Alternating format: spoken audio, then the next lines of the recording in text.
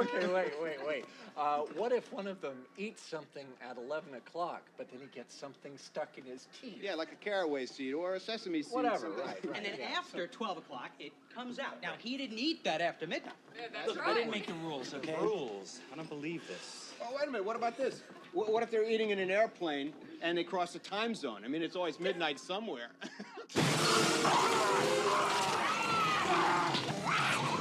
Movies over my hammy. Movies over my hammy. Wait, what's the show? I say, welcome to Movies Over My Hammy, and then I say what the thing is, usually compared to a sandwich. Okay.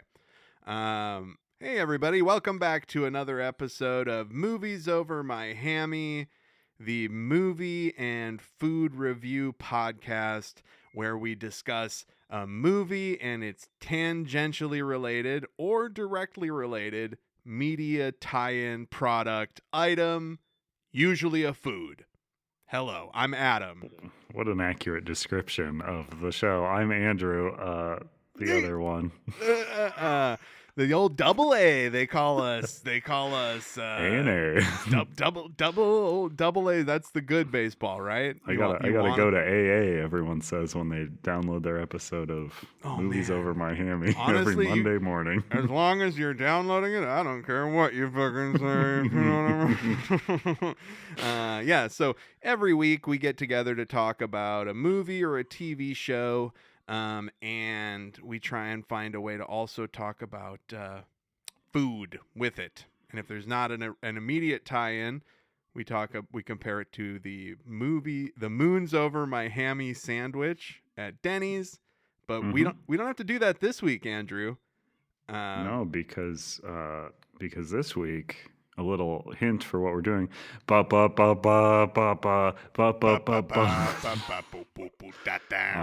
You shouldn't watch this, or you shouldn't listen to this episode after midnight. Ooh. Don't eat anything while you're listening to this episode after midnight. Don't get this episode wet. Oh man, I'll get this episode fucking wet, bro. Don't listen to this episode in bright lights. Don't get wet. All of them. Don't get wet while you're listening to this episode. I know that's going to be difficult. It's going to be tough. That's always we're listening to double A. You know, that really usually gets the old juices going. So no, one thing about the Gremlins theme, the jaunty Gremlins theme, right? Mm-hmm. I once posted online. I love the theme from Gremlins. That's a good post. Yeah, dude, I kill it. No edits. Everybody loves my posting. I'm one of the big shots. Last person to not get a writing job from Twitter. And posted about sun chips the other day. I like them, I said. Good stuff, sun chips. Orange ones better than the red ones, but both good. Remember when that bag was really loud? Yes. Crazy. Fucking almost, I had to put earplugs in. So somebody responded, which Gremlins song? This one, they described one of them, or this one. But here's the thing. They described it. Yeah, like jaunty, or whatever. So did they like do the onomatopoeia of like ba ba ba ba? Sort ba, of, ba? yes. Let's okay. go with that. Uh-huh. And I responded, it's called Theme from Gremlins. That's the name of the song. I used the name of the song. I said, I like the theme from Gremlins, which is the fucking name of, I even looked it up. I went, theme from Gremlins in YouTube. And that's if you get the fucking soundtrack for the film Gremlins, it's called Theme from Gremlins. And it looks like over on the Gremlins wiki, it's called the Gremlin Rag. No. No. Hold on. No. But when it's credited as being posted on YouTube by the Traveling Wilburys, it's credited as a Gremlins and then theme in parentheses and then song. You know, I'm always willing to admit when I'm wrong about something, but I still posit that the theme from Gremlins, you don't have to ask which one it is. You know what I mean? It's like we're not having a conversation. I like the theme from Gremlins. You can say you do too, or say you fucking hate it. That's a conversation, is what I'm saying. Here's a good post in the the Gremlins subreddit. The Gremlins theme song. I have all the Gremlins theme songs on my phone. I cannot find the cover that I really like. It's so good. I don't know if it's on YouTube anymore.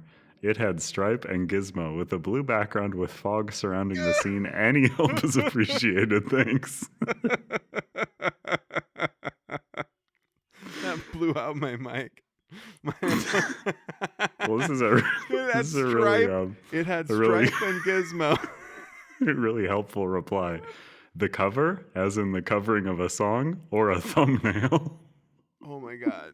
These people, because I get it. That person is pointing out, that person's being a bit of a troll. Yeah. They're saying, hey, dumbass, that word has two meanings and you're not being specific enough, but I know what you meant. Like whenever somebody's like, I know what you meant, but you meant it like a dipshit. Yeah. The fun part is they also sound very stupid in that exchange because it just sounds like they don't know what this person's talking about, which is would make them seem stupid. What you mean cover? You mean like the lid you put on something in the microwave? What you mean when you say cover? You mean like a blanket you put over your legs? Are you talking about the cling wrap they used to seal the vinyls of the thing? You have a preference for the cling wrap? Are you talking about when I put plastic over my face and then I poke the mouth out at the last second before I suffocate? I just like to feel the edge. Yeah, Edging definitely. with death. Yeah, no, absolutely. That's definitely, it's like Flatliners. Remember Flatliners? We got to find we should watch Flatliners and then review Stopping Our Hearts. We could review Flatliners against a flat white. Oh my God! I think I would find that that's disgusting. A coffee, right? I think I would find a flat white disgusting. Don't they What put is an a flat egg in white? it? Isn't that like coffee with an What the egg? hell are you talking Isn't it like about? an No, egg cream? absolutely not. Flat white. I know this is just a nonsense. What is? I know there's not an egg in flat white. By the way, I just want everybody to know. Flat white versus latte. A flat white is smaller, has less milk, and features a thinner layer of microfoam compared to a larger, milkier, and foamier latte. Microfoam? Many describe a flat white as bad and worse than a latte because of all the things I just said. Why would you want this? Here's what I don't like about lattes and all that shit. It's fucking dry as fuck. It's like, oh, why don't you just inject my throat with thick phlegm, please? I hate that shit. I So don't you want understand. it a little bit drier? I want black coffee, lukewarm, so that I can just like shoot 16 ounces of it to the back of my head, and then I fill another one for later. And all the sugar too. Like when I realized how much sugar I was getting in all of those fancy coffee drinks and shit. Nah, dude, it's not. It's you miss me with that shit, as the children say. Our barista, what really is a flat white? I like a 6-ounce flat white, but everywhere I go, I see varying sizes. What do you think the size of a flat white is? Weird. I'll tell you, you know, there's one flat white that I know about, and it was in Stranger Things, if you know what I mean. 'Cause Millie Bobby Brown was a flat white in that, I tell you. I hate women. I hate women. Please listen to the Stranger Things episode for Oh context. yeah. Oh no. I guess I just assume everybody's like me and nobody listens to one episode of a podcast. But yeah, we talk about in the Stranger Things episode, there's incels online that were like, Millie Bobby Brown fucking flat in Stranger Things. She's playing a 16-year-old child. Okay. Yeah, So a flat one.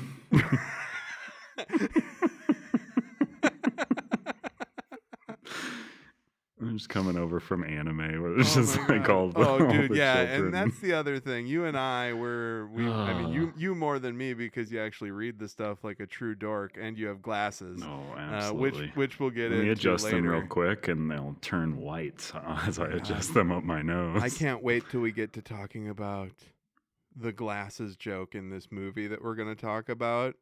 I saw it again this morning when I was doing some rewatching, and it might be, I mean, higher than ever because I'm in constant pain. So I'm not gonna lie. Yesterday when I was watching Gremlins, I took one of my pain pills for like the first time in months because I refilled my prescription, and I was like, well, since I refilled it, I can take the one that I was saving, and felt no pain for the viewing of Gremlins 2: The New Batch, which, spoiler alert, that's what we're talking about today. Whoa.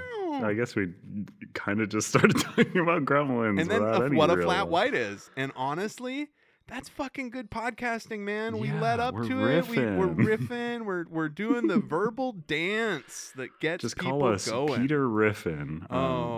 Wait. Peter and Lois Riffin. Oh, from Family Guy. Mhm. From Family Fellow. But we left off the G because we're not G's at all. Oh no. We're flat whites. We are one flatter than the other, congratulations. I'm still in the process of losing weight. I'm more of a round white still, a bit of a light bulb, upside down light bulb. Trying to keep my breasts smaller. Oh, well, I mean, I was just referring to the entire front,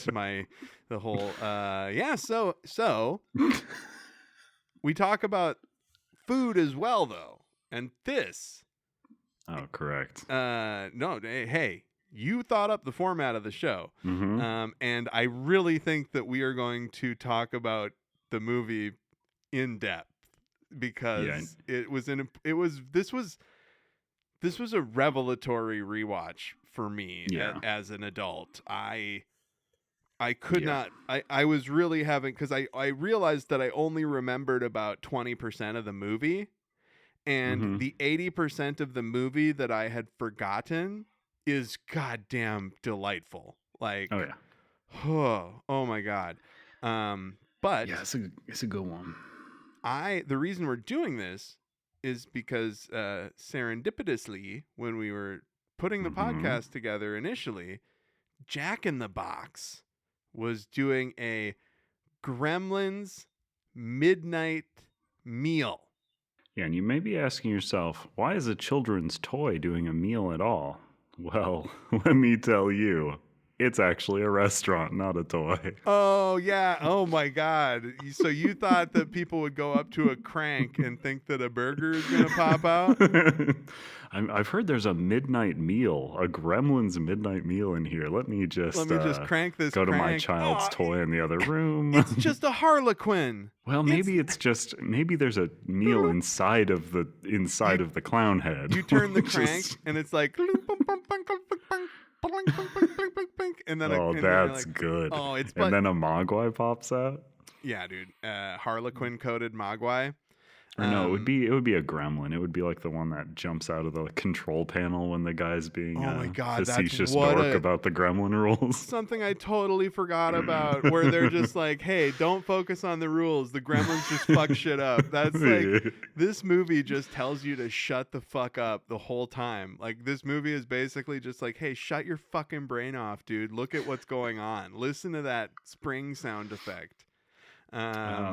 So, I mean, let's start off with Jack in the Box, of course, because then we can talk at length about Gremlins, and that one's probably more fun to talk about. But Jack in the Box was founded in 1951. Oh my God, I never would have guessed.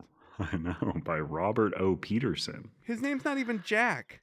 No, I know. Or Box. It's certainly not Jack N. Box.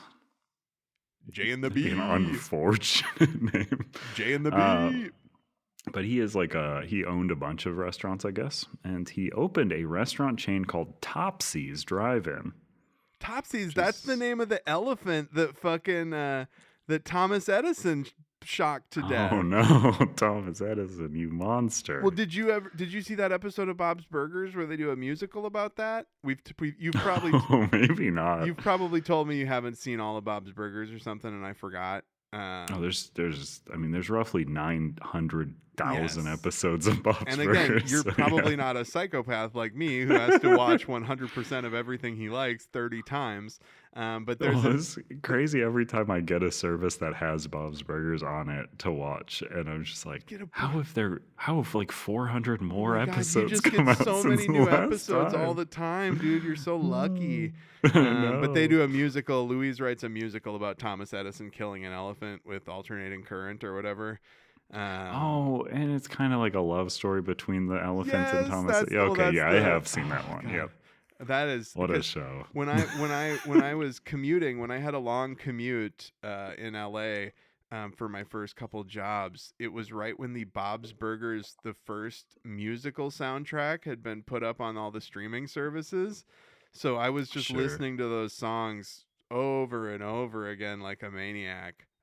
But Jack in the Box was founded in 1951 by a guy that owned a bunch of other restaurants. I was paying Oh, yeah. attention. Nice. And he did Topsy's Drive-In, which is what the elephant was named. And it was a circus-themed drive-in. Oh, now we're just going in a circle. Did you know that there's a Bob's Burgers where No, I mean, circus-themed drive-in sounds fun. I mean, I like the idea of Oh, circus, God. circus, right? I don't like clowns. Not to be like fucking, Really? not to be, passe or whatever, or like trendy or common, but I find clowns unsettling. The word's basic. Yeah, Yeah, basic. basic. There it is. I'm a basic B word in terms of thinking clowns Are we clean now? No. A basic B in the sense that I think clowns are unsettling more so than they are enjoyable. I'm not You're saying I real, see a clown, I get scared, but a real basic B in apartment 23. exactly. Don't hey, be friendly to the basic B in apartment 23 because he's just trying to do his best. One of the funniest names for a sitcom I've ever seen. Just a truly terrible name I've for a heard that it's sitcom. not bad. I've actually watched a few Yeah, episodes. I've watched it. I didn't watch it all, but the James Vanderbeek stuff I remember being he's Mhm. very funny in it. And that's Kristen Ritter, right? Yep. Yeah. Oh, Yeah, she's it's a good show. old Jessica Jones. just- And she's back in the I- new Daredevil. Yeah, she's I great. genuinely believe that show was killed by the title that they chose to give it because it is a pretty not bad sitcom. Yeah, I guess. I mean, they should have just called it "Don't Trust the Bitch." They should have just had that run on network television. Don't trust the bitch. Now they could. Now it'd be like, fuck that. Like nobody gives a shit anymore. Is there something that rhymes with bitch though? Because I wanted to have the rhyme. Well, witch. I mean, Well, don't trust the bitch in oh, in the witch. apartment sandwich. of Oh, course. don't trust the sand bitch. That solves nothing. What you've done. That's like a Dune.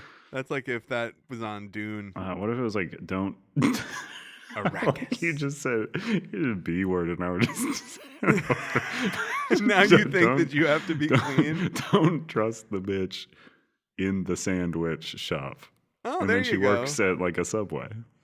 Or yeah, it probably wouldn't be. It would be like a Subway like restaurant. It would be a Subway like, not Yeah. not a rogue like. Not a Souls like Subway. That's how I describe whenever we're gonna go to Subway or like a bowl place, like a chop stop or something. I'm always like, we should go get a salad like for dinner. Yeah. Chipotle's a real Subway like Mexican restaurant. Right?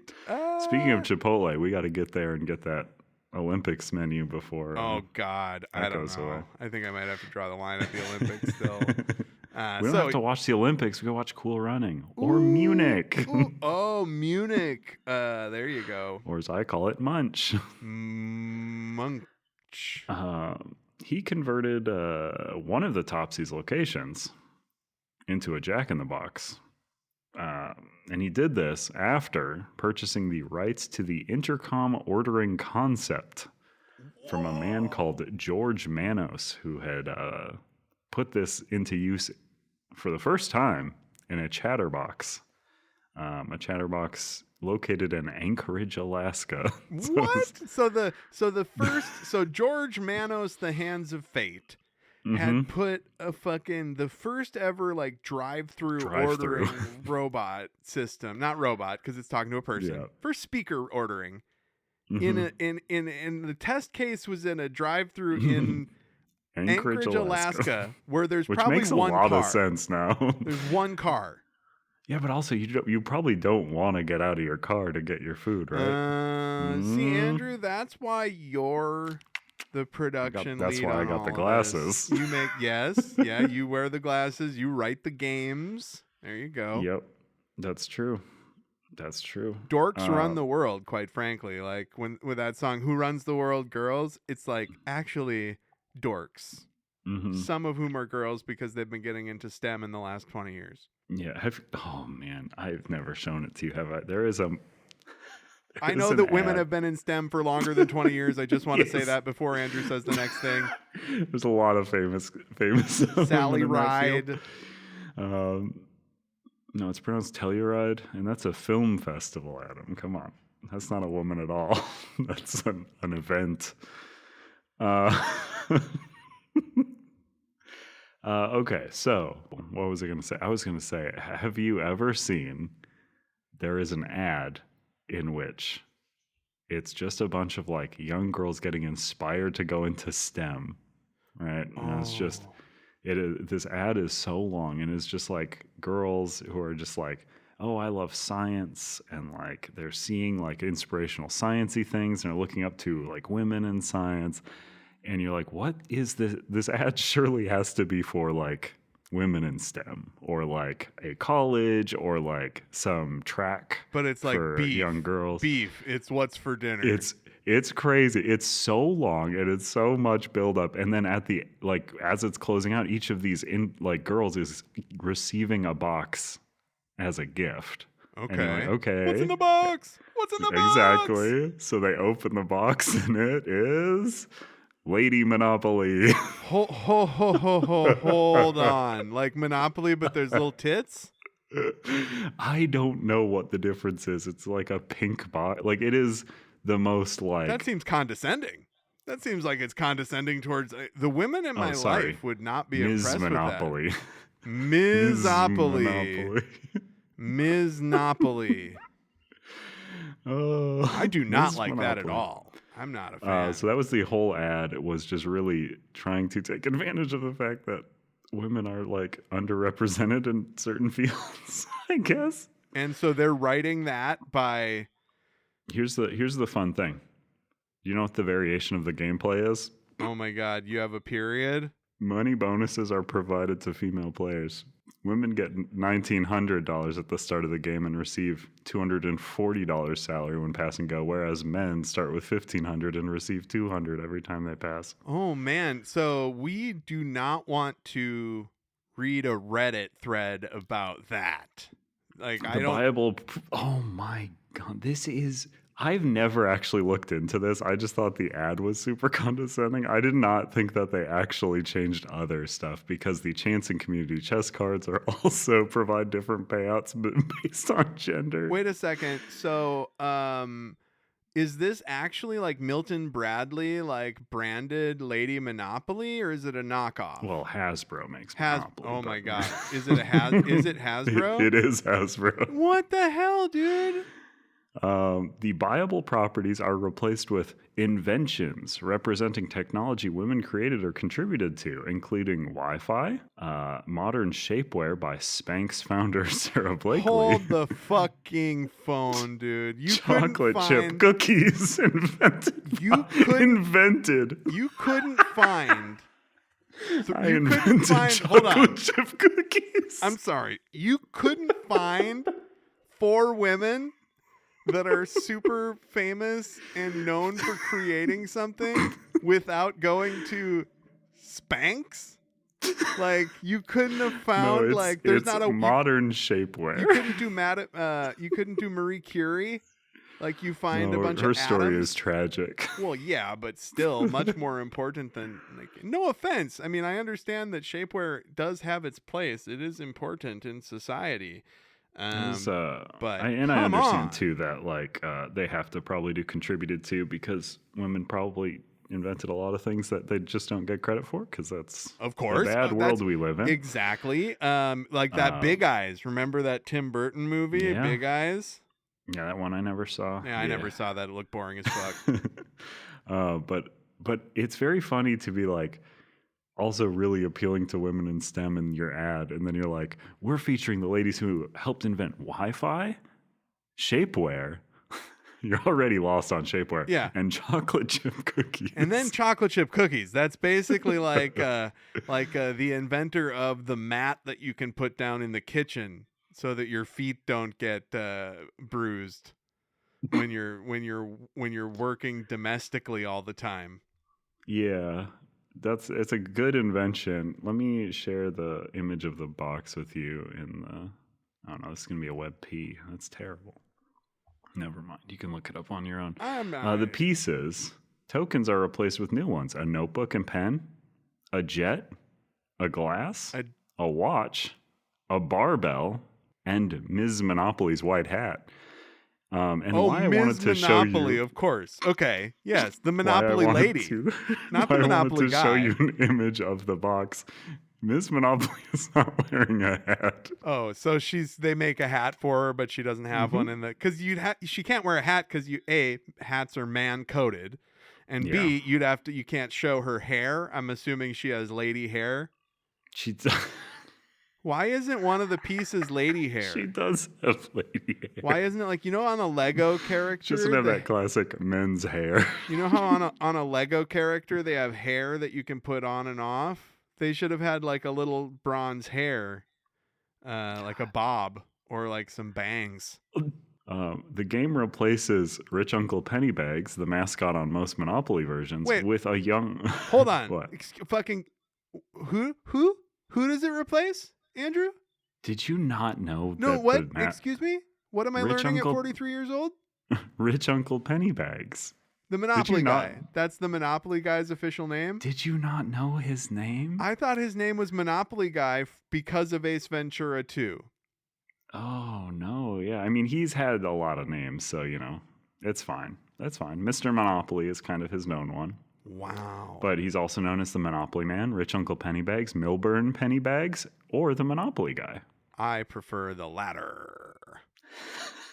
That meaning the I last one. prefer the one that I said. The game replaces Rich Uncle Pennybags, the mascot on most Monopoly versions, with a young woman described as his niece. Huh. So Nepo baby. Yeah, she has to be related to a man, a notable man. Does not pass the one test that I can't remember the name Bechdel of. test. Bechdel test. And also she is nameless. Ooh, Which is- nameless. Or at least they have not given her a name. She should be Penny Wikipedia. Pennybags. Man. That's why that's you the should writer help- coming out. You That's should the help me writer get coming into out. this industry, Andrew. Look, I understand. I'm trying. But well, thank you. Because here's the thing. I think that because I know people in comics and I know people in TV writing and I know people in these industries, and I think that they generally don't want to help me get a job because they're like, Adam, he's high, or like. But like that doesn't fucking matter, gang. Like I'm great, dude. Did you see that? this Penny is- Pennybags? Fuck you, Wow. Hasbro. Like get the me alliteration. Get me in there. Get me Is in it that room, Is it Hasbro. technically alliteration if it's the same word again? No, but it's still fucking funny, dude. So this is what I was talking about. As part of the game's rollout, Hasbro sent 3 teenage girls a grant of $20,580 each to invest in their own inventions. So they also received that alongside that. They were also featured in the ad, probably as free labor. I am so suspect of any. Imagine how like it's that there's like also gayopoly or like LGBTQopoly where it's like Harvey Milk Avenue and shit. Like, and I'm saying that's vampiric. I'm not saying that. Oh, absolutely. Yeah, they're just trying to LGBTQ cash like- in on something. Like yeah. this whole like like, I'm sorry, but the people who do Star Wars Monopoly can't also do like social justice Monopoly. Like, that's not. Also, this grant amount of $20,000, $20,580 reads to me like if you combined the 3 grants together, it makes up the exact amount to pass some tax write-off amount. Yeah. Like that it's didn't so cost them anything. specific. Like, if you're a company that pledges that much money, the government like pays for it instead or something, so you didn't actually pay anything. As long as it's under $100,000, Uncle Sam will pick up the check with like a PPP loan or some shit. Yeah. Hasbro promoted Ms. Monopoly as the first game where women make more than men. Huh. The first game. Mm-hmm. The first game, you know, like. In a statement, Hasbro said that the game provides an environment in which women have an advantage, often enjoyed by men. So hold on.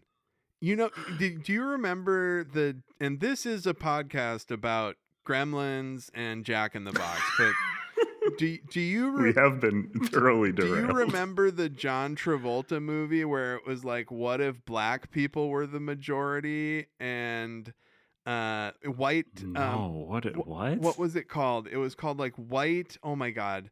So John Travolta and I think Sidney Poitier made a movie about if white people were the minority, and it is I never saw it unless I maybe saw it on like HBO or something, but it is so fucking gross and bad.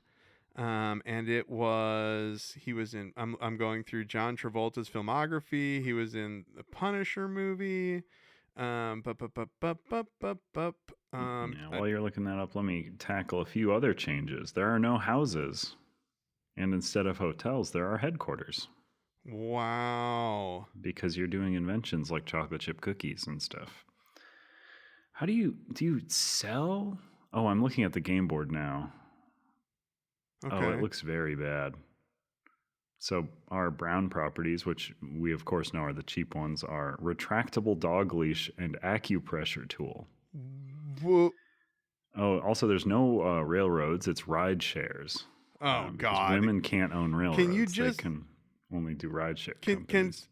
you send somebody to my house to slit my throat, please? I'm just so over being alive at this moment. Our blue properties, modern shapewear, ice cream maker, and of course leak-proof diapers. Okay, that's diapers. Of course, you got to get that in there. I'm surprised they didn't I'm surprised they didn't just do pregnancy or fetuses or something. Like, Yeah. that's what women are most known for, if you know what I mean. So I found it. Uh-huh.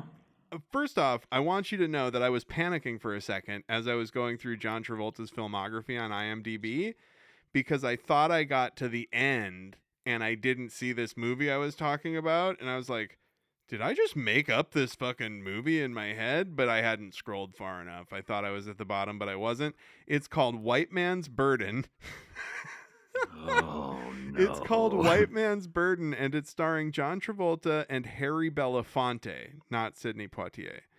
And it is in an alternative America where African Americans and white Americans have reversed cultural roles. A white factory worker kidnaps a black factory owner for dismissing him over perceived disdain. So that's fucking crazy, dude. Here's the problem. I don't know if this is a satire movie or anything like that. I can't speak on it, and I certainly can't. It is dead serious. I cannot Google search the term "white man's burden." I'm not allowed. Dead I will be put on a list serious. somewhere. Yeah, a list of people who pay less taxes, dude. That's fucking. You realize that that's what they want now. Like, at some point, there has to be a reckoning for the people who have that in their for the search people who love history. White Man's Burden, like people who are like, honestly, this movie is more of a documentary these days. It's like the the Idiocracy people. Idiocracy, it's really a fucking documentary when you think about it. You know what's funny too about this whole? I promise I'm going to stop talking about Ms. Monopoly in 1 second. But this is the greatest podcasting that's ever been. But the game doesn't recognize the fact that Monopoly is a ripoff of the Landlord's game, a game created by a woman. Wait. So, like, there's... It does acknowledge that? It does not. Oh, yeah. A Why thing would they? Purely designed by a woman. But That's hilarious. Final on this. What do you think the two blue properties are? And blue properties, of course, the most expensive properties on the board. Tampon store, and sex shop. These are really important, life-changing things. So we have stem cell isolation. Wait. Is our second most expensive. Okay, so instead of a house, it's a stem cell isolation. No. I mean, they're all properties, or they're all inventions. Oh, They've that's replaced right. properties with inventions. So Okay. stem cell isolation, and then the final one. What do you think our most relevant invention that women have helped with is worth the most? Birth control pill. Chocolate chip cookies. Chocolate chip cookies. Ladies and Yeah. gentlemen, Hasbro We did is it. basically just spitting in your face and asking you for $80 fucking dollars. Unreal. I just want to, we should make it doesn't even make any fucking sense that you would collect inventions. That doesn't make, the game is about property. You're inventing them when you buy them? I hate that And game. you're putting up headquarters on the inventions? I'd like to think that women are smarter than that. Women aren't going to fall for that. I don't think that, I want to think that they have not sold any of those. I like to think there is a big factory there's a warehouse full of them. and they are going to rot. Like It's going to be like the E.T. ET video game. Yeah, they just have the... That's another way that I can sync this. We said ET at literally the exact same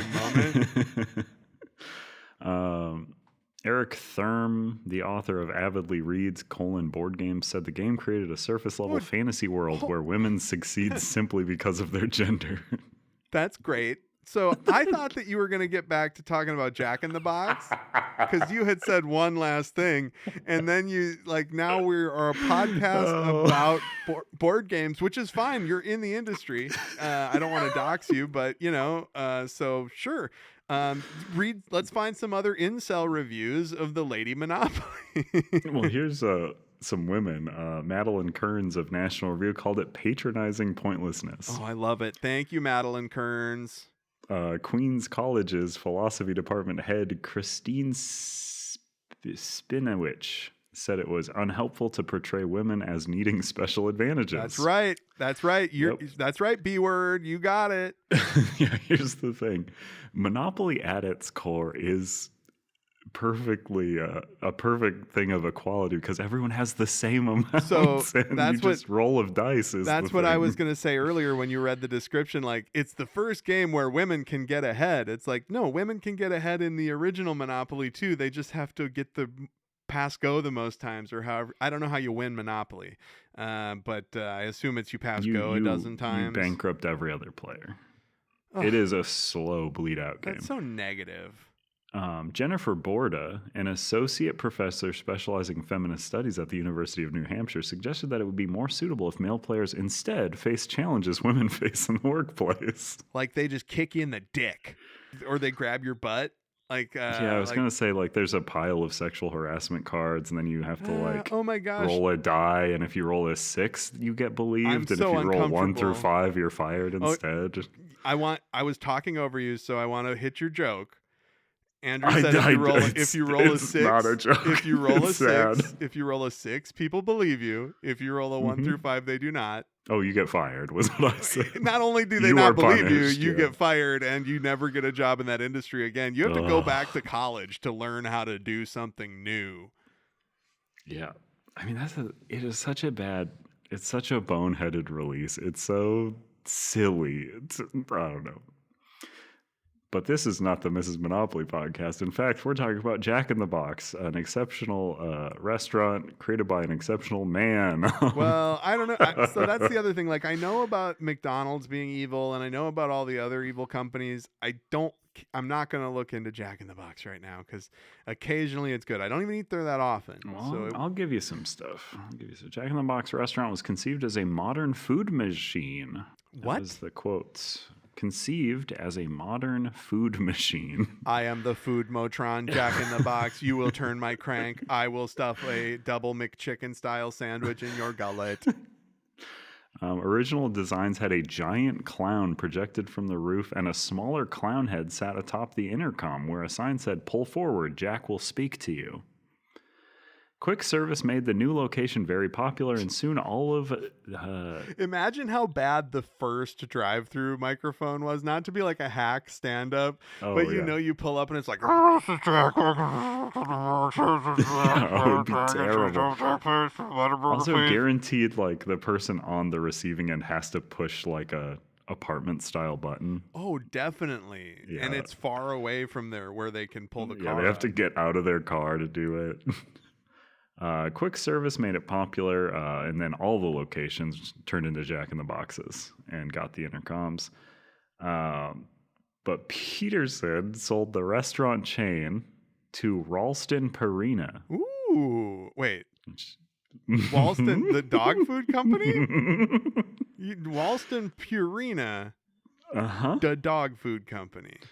But don't worry, Ralston Purina would later be sold to Nestle's Friskies. Okay, good. Wait. And to hold become on, Nestle Purina Pet Care. Hold on. So, Friskies owns Jack in the Box? No. So Friskies buys Purina after Jack in the Box is sold. So Jack in the Box gets sold to Purina. Purina expands it too far. It's all over the country, and it's not doing well against McDonald's. And they have to scale back all of their East Coast locations, much to my sadness. Oh. They consider Minnesota to be the East Coast? I mean, the entire east half of the country, I guess, is what I would east say. East of Colorado. Yeah. Sadly enough, the Midwest does not, categorize as the East to Jack in the Box. Ralston Purina tried to further mature the restaurant's image, renaming it Monterey Jack's in late 1985. Monterey Jack's? So they rebranded. So every Jack in the Box that I see now that's been there since the 80s was at one point a Monterey Jack's location? Yeah, it changed for 1 year.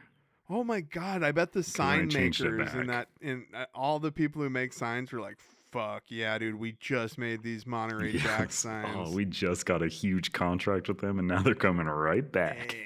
Actually, they went with a different company because the reason they changed is because the Monterey Jack signs sucked shit and they lost business. After 18 years, Purina decided in 1985 that Food Maker was a non-core asset and sold it to management. So I guess Food Maker is the management that is in charge of Jack in the Box. At Purina. Purina owned Food Maker. And then Purina sold Food Maker to itself. To the managers at Food Maker. Yeah. Okay. So now it's manager owned. That sounds bad. Yeah. And now it's larger. It's a publicly traded company. Sales went up.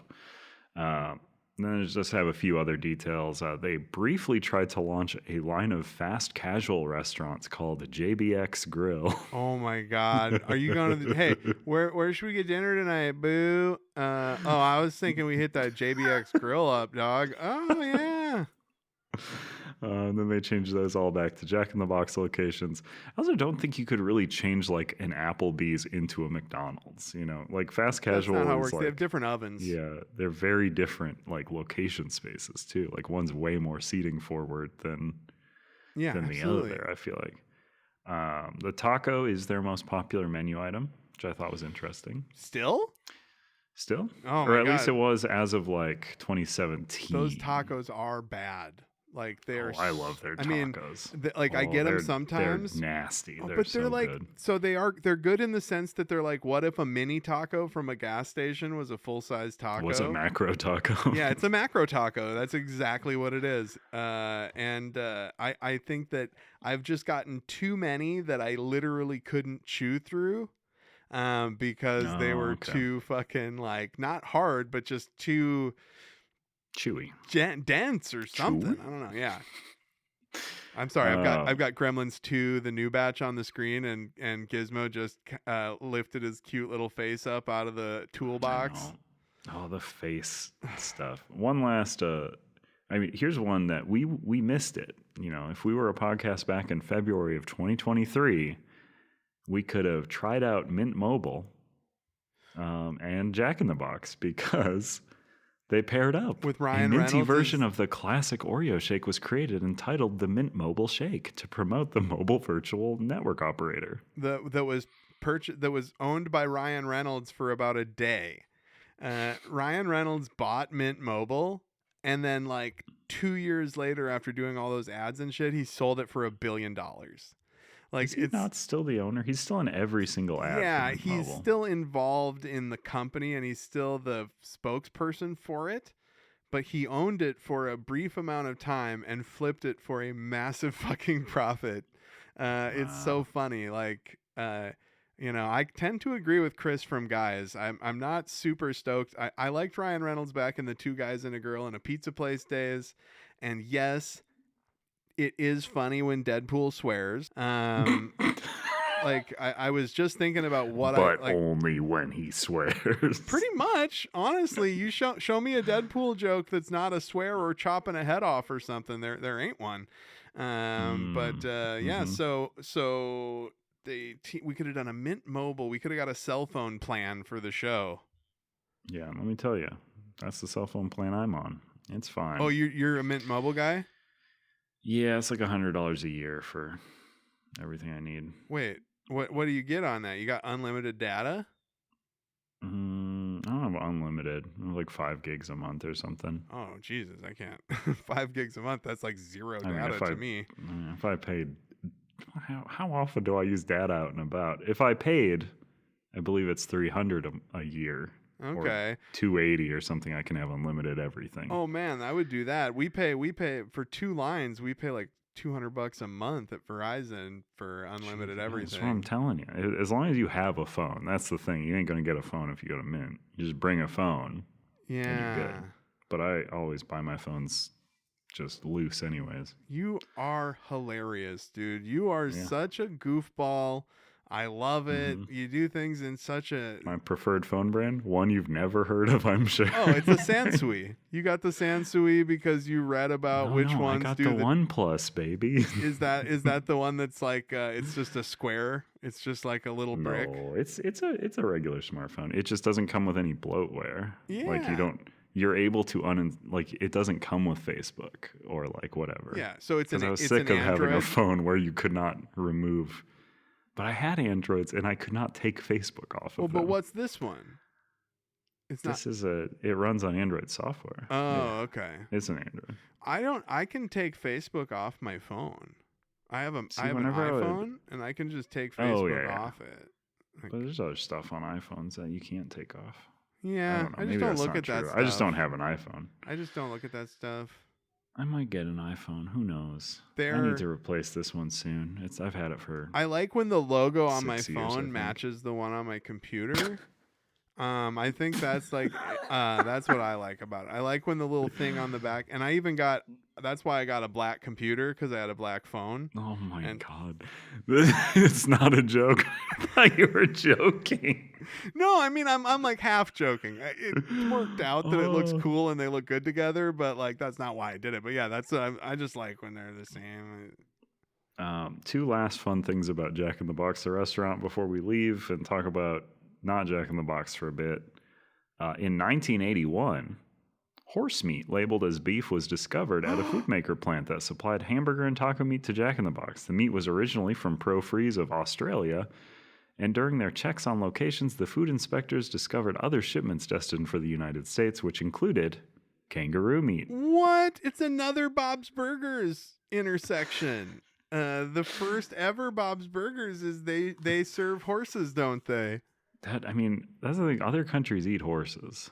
I don't think if somebody served me a horse, if somebody served me if they said, "Hey, this is Berea," and it's in a burrito the size of my arm, and it's covered in jalapenos and cheese and fucking rice and stuff, and I ate it, and it was delicious. And then they were like, "Ha, that's horse." I'd be like, "That was good fucking horse, dude." Like, I don't care. Yeah. I'll eat a bug burger.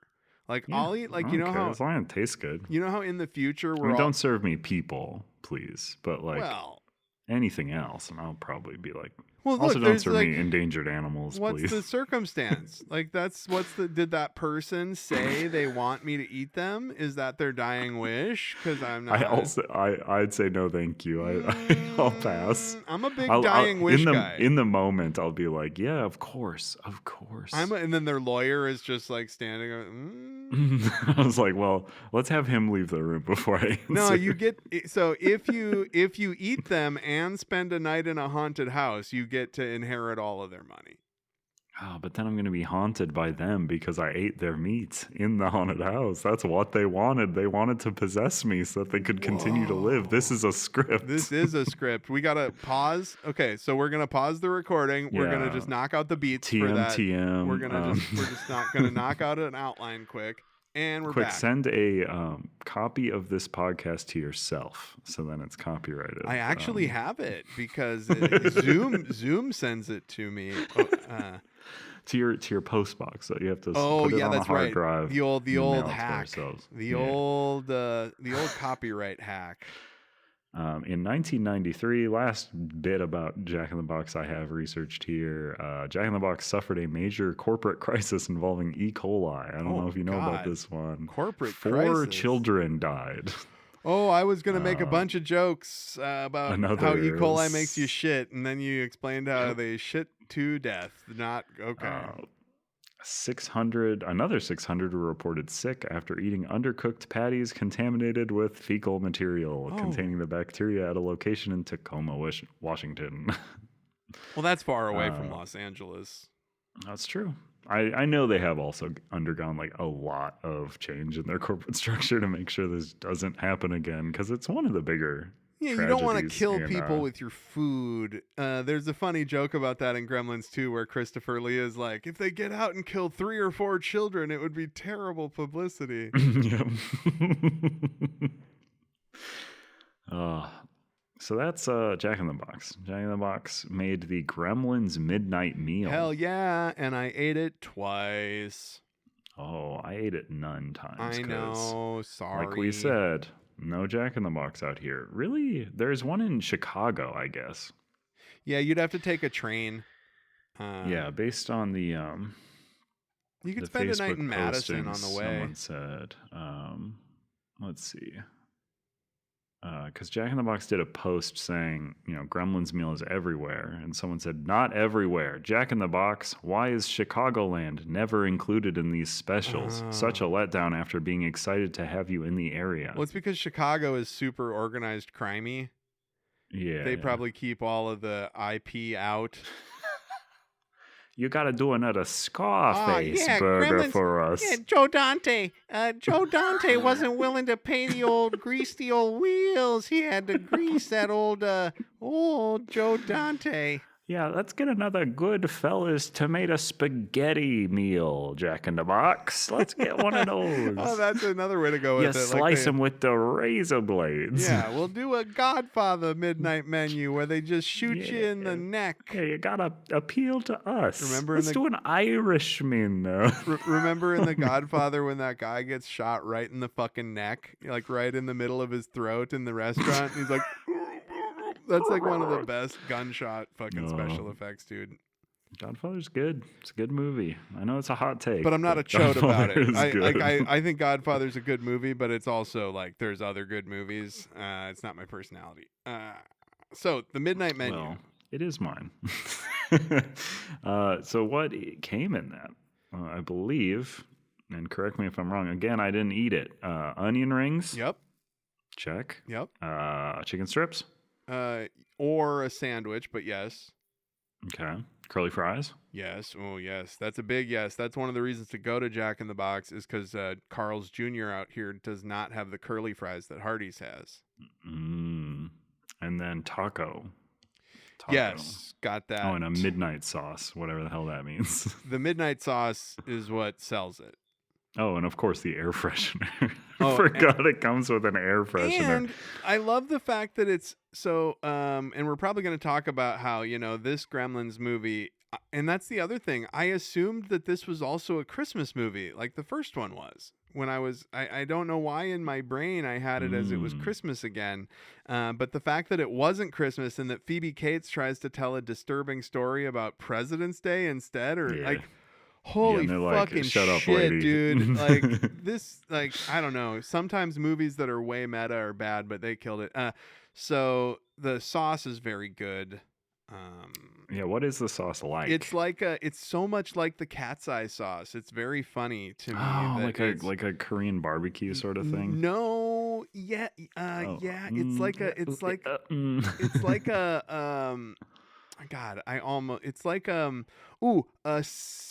it's like a sauce that would be in the Southeast Asian diaspora. That we discussed last we learned time. that word last time. Yeah, we don't call it Asian-y. We say it. Yeah, we definitely We never don't call it would, that. nor would we. No, but it's something from because it's like a not a sweet and sour. It's got a little chili, but it is very sweet. It's brown. It's like a sweet brown chili sauce. And it absolutely whips. It's so fucking good. The first time, and this is something we run into a lot. I was gonna say it's not a Christmas movie, but the Gremlins air freshener. It's Gizmo on one side, Gremlin on the other side, and it's got a Santa hat. So that's strange. And the It's meal a was strange available. product. The meal was available after Christmas and long before. What does the air freshener smell like? It smells. Oh man, it smells like a pine tree air freshener, kind of. I think it's very basic air freshener scent. I think if I'm the one in my car is dead already. It's very cheap air freshener. Yeah. It lasted a day. Here's what people were saying about it when it was just being shared visually of what it should smell like. Does the stripe one smell of angst and spite? It's pretty funny. I don't think so. And the Gizmo probably smells like caca. I think you've ran into some AI babies. I was hoping for the lingering remnants of Kate's perfume. Oh, gross! Oh my God! Don't worry, we've got a pervert in there too. Jesus Christ, dude, that person is sick. That person is Corey Feldman's hand. Oh my God, that person sickens me to my fucking core, dude. Unbelievable. I'll also say how good of an idea it was to open on Cat's Eye Jollibee because inexplicably that promo is still running. I gotta go back before it's gone. If I come to LA and they still have it sometime this year and they still have it, we gotta I would love to do another Cat's Eye yes. episode. And we'll find something else. We can watch the related. Cat's Eye show. Or you can watch. I've watched the show. You can watch the show then. The Cat's Eye show? Yeah, how the band was made, or how the group was made. That's right. It's the behind the show. music. It's a good show. It's a reality competition show where they narrow them down. Oh, that's right. It's really weird because it's like a half documentary about this girl group, and then halfway through it turns into a competition show. Wow, that's awesome. It's really weird. It's pretty good. Cool. But yeah, so Jack in the Box, that was the meal. They also did like a midnight shake. What did they say? Here's their product copy. Value just got so much better. Jack in the Box launches new Munch Better deals lineup. Oh, they doubled up on Munch. I don't like that. Yeah, I know. Jack in the Box, NASDAQ code is Jack. How'd they get that one? That's pretty good. Is making mealtime easier, tastier, and more satisfying with its new Munch Better Deals lineup. Designed for every appetite, budget, and time of day, these Crave Pack meals start at $7 and deliver the perfect mix of iconic Jack items at a great price, whether you're brunching, lunching, or snacking past midnight. But the midnight one is the only Gremlins one. Yeah. Yeah. So the Gremlins Midnight Meal, feast after midnight with 2 crispy chicken strips, 2 tacos, onion rings, halvesy fries, midnight sauce, and a drink. Comes with a limited edition Gremlins air freshener. Jack's famous munchie meals have always been a game changer, giving fans a chance to explore bold, craveable innovations on a rotating basis. And with new limited time munchie meals and surprise partnerships rolling out throughout the year, this is posted in 2025. Oh, damn. Late 2025, fans can always expect Jack to keep the crave fresh. Other crave-worthy options joining the lineup include the Midnight Snack Shake, a creamy vanilla shake with M&M's, milk chocolate candies, salty pretzel pieces, mini marshmallows, and crunchy graham cracker crumbles. It's a midnight pantry raid in every sip. Plus the return of Nashville hot mozzarella sticks with buttermilk ranch. Oh, that actually sounds really good. None of that is Gremlins related. And also, pantry raid sounds too much like panty raid. Fuck this muncher. I think they were doing that, though. And the Midnight Snack Shake was directly it's Gremlins inspired, I guess. It's part of the menu? Because I didn't get that. It was part of the menu, but you had to order it extra. Yeah, I just got the box. Everything that comes in the Gremby box. And I did it with the sandwich instead of the tenders. And the first time I got it, it was a fucking disaster. A disaster. Oh, no. Of massive proportions. Number one, they're out of the midnight sauce. The entire purpose of this thing, as I found the second time I got it, is the motherfucking sauce. Everything else is just regular ass menu items. Here is where the second thing they fucked up comes in on my list at the second slot of things they fucked up. Instead of giving me because it's supposed to be the foil bag chicken sandwich style chicken sandwich, like the Popeyes chicken sandwich or the KFC chicken sandwich. It's like the thick breaded one with pickles and stuff. Well, what they gave me instead, because I'm giving them the benefit of the doubt they were out of the midnight sauce, and I also have to give them the benefit of the doubt that they were out of that fucking chicken patty, because they just gave me the double stack of like the McChicken style chicken patty. Their cheaper ass chicken patty, and it was not good, because you don't want two of those. A double stack of that is not good. It's too much breading in between the two, and the type of super processed chicken they use for those, it's just too much. Eaten as sucks. one, yeah. And so not only did they not give us the midnight sauce, but instead of the chicken patty, this is the text I sent you. Probably going to get a different location next time.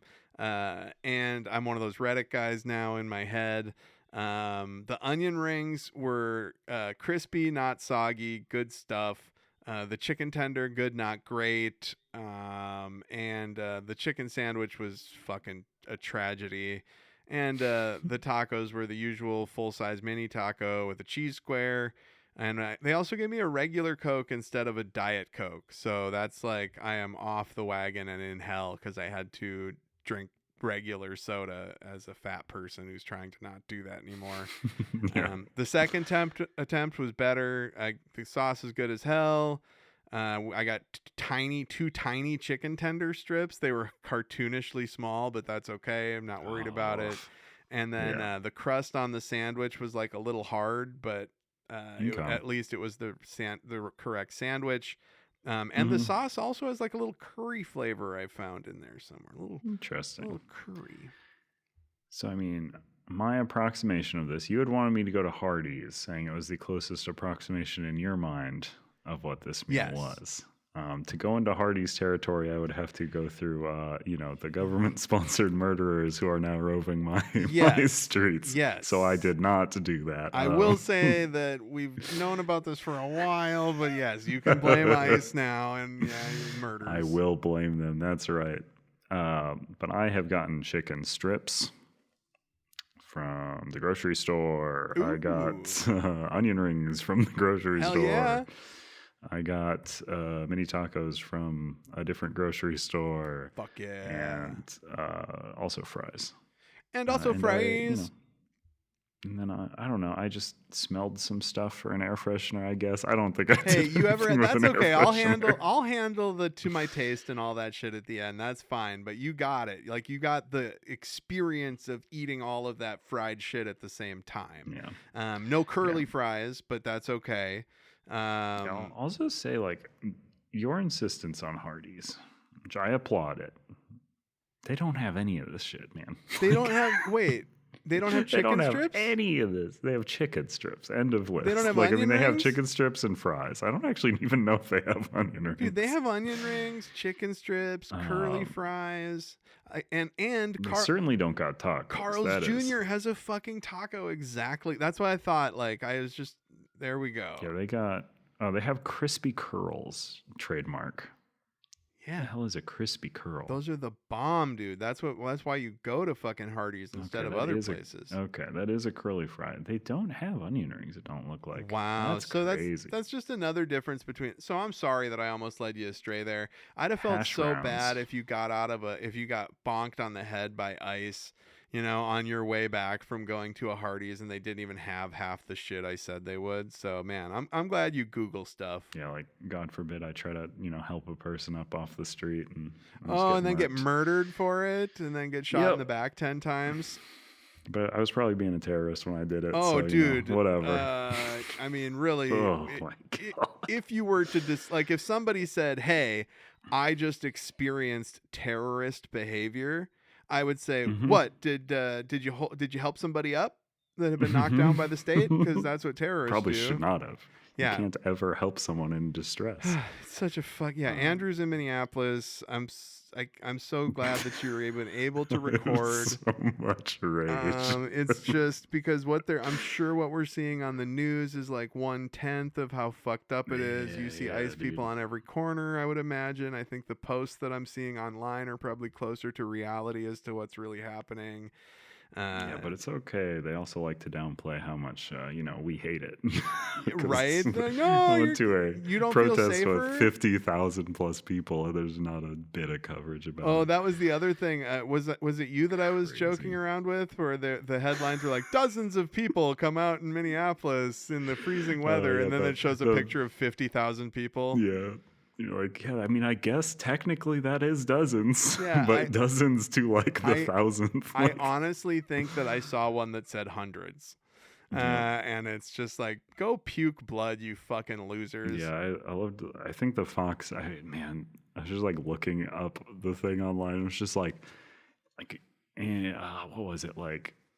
Anti-ice mob, like descends on Target Center. Like it was just like making it look like just like this unruly mob just breaking into a place.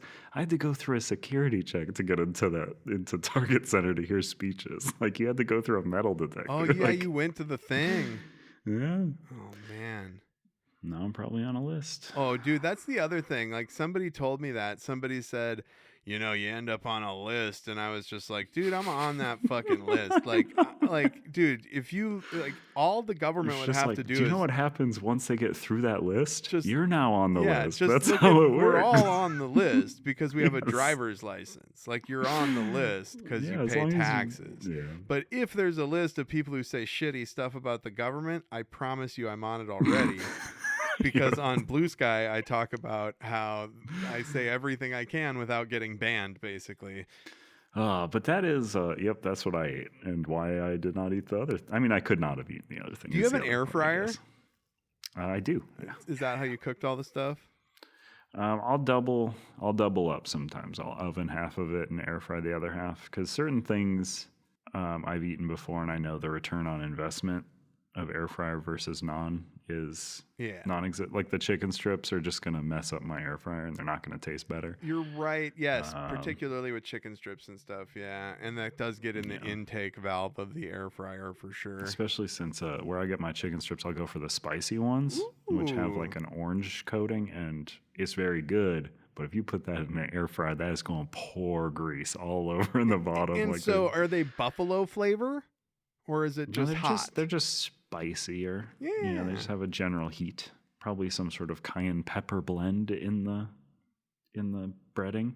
Yeah. Maybe. So yeah, and I guess so. Like my experience with the Jack in the Box stuff it was inconsistent. I think that if I got if I got the platonic ideal of that meal where like everything was perfect and I could chew through the taco, without either breaking a tooth or it just disintegrating in between my fangs or whatever.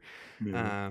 But yeah, I'll do the rating and stuff at the end when we compare the two. But yeah, that was my Jack in the Box midnight meal experience. Oh, and the air freshener is kind of neat. And I've got one for you to send you at some point. If I send you that microphone, I'll throw that air freshener in there.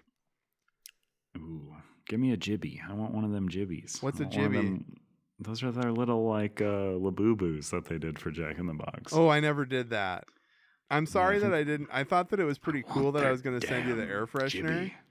Like, I thought that was nice. I appreciate Well, it. but it sounds like want the the first thing you jibby. said was something else, and that's okay.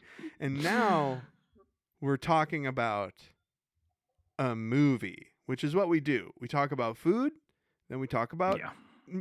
something we watch or listen to in the face of Cat's Eye. Yeah. Very one last thing. I'm so sorry. I have eaten the Jack in the Box tacos. I do like them. Every time I'm near a Jack in the Box, I will stop and get Jack in the Box tacos because I'm a nasty freak No, and I dude, do like I get them a it. lot. Oh man, like my big They're thing so is weird. when I go to Taco John's when I'm in that's my big one. That's my disgusting little thing. Oh, I like Taco John's too. Yeah, but Gremlins too. Good Gremlins edit 2. point there. Good a Mhm. good long silence. Ooh, long silence. That's what you like in a podcast. Just Let people reflecting. really think about the joke. We're just reflecting on all the food we've ever eaten and thinking if there's something we could say about it before we move on to the next thing. This is a weird. So this is the jibbies, right? Oh, we're not to Gremlins yet. One last thing. Okay, you sent me a link. No, this is just from Snackolator on Facebook. Okay. Give me the boss now. Jack in the Box is channeling Labubu with new jibby charms, and I need all of them. I got some questions about these from my post the other day, so here's what I know.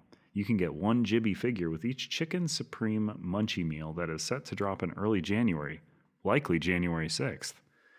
Wait, don't know excuse why me. that would be Hold that on. Likely January close. 6th. That Gotta celebrate. I'm I gonna guess. have to edit out some chair squeaking there because when you said January 6th, it like made me sit up in my chair. Like, wait, did the podcast just change? What's happening? Yeah. Adam did a dry mouth spit take. Just spit on the mic. There are 4 total: the boss, saucy, spicy, and icy. But yeah, that's it. There's these cute little guys. Little Labubus. I like how they say they're channeling Labubu, and by that they mean they just have Labubu there. They're not channeling Labubu, they're just utilizing Labubu. Oh yeah, they just want the Labubu. How much are these going for on eBay? Let's talk. You can introduce Gremlins too. I'm So, looking up jibbies. we had the chance. We had 3 things that we could have chosen from to talk about regarding the Gremlins Midnight Meal. The original Gremlins, which we think probably a lot of people have talked about that, and I know people have talked about Gremlins 2 as well. But or the original Gremlins, or Tales of the Mogwai, the animated series on HBO Max, or Gremlins 2, the new batch. And when we were talking about it, Andrew just immediately Gremlins 2, the new batch. Not even a question. And what it came up, and it was because you said that it's better than the original Gremlins, and I thought that was stupid. Like that, I thought that was a very dumb opinion to have, and I questioned continuing doing the podcast because I was like, surely nobody thinks that Gremlins 2, the new batch, could be superior to the classic original Gremlins. But then, and because those Labubu Jack in the Boxes are fucking awesome. You can get a full $45 set for all 4. $45. Does That's that pretty include good. shipping? I Or best don't offer, know. dude. Just offer 25. $10 shipping. Offer Jesus. $20. Like $20 for your 4 jibbies, please. and so because Gremlins my 2. experience with Gremlins 2 is I saw it in a theater. I loved the original Gremlins, and so I would have been 8 when we went to see this. And this is a PG-13 movie, which rips. And I remember thinking it was fun and good because I liked all things Gremlins. But then there's a turn happened at some point in my life as I became an adult where for no reason I just had this recollection of the movie being like bad. And so just suddenly it switched in my head where Gremlins, the first one, is great. and Gremlins 2 is very bad. And then you said Gremlins 2 is better. I thought Andrew is a fucking hill person. He's never seen any. Gremlins 2 is the only movie he saw after he was held captive for a very long time, and It's the so only that's movie why I've ever seen, actually. that's why he thinks that. And then I watched it yesterday afternoon in 1080 after taking a pain pill for my ribs and my back.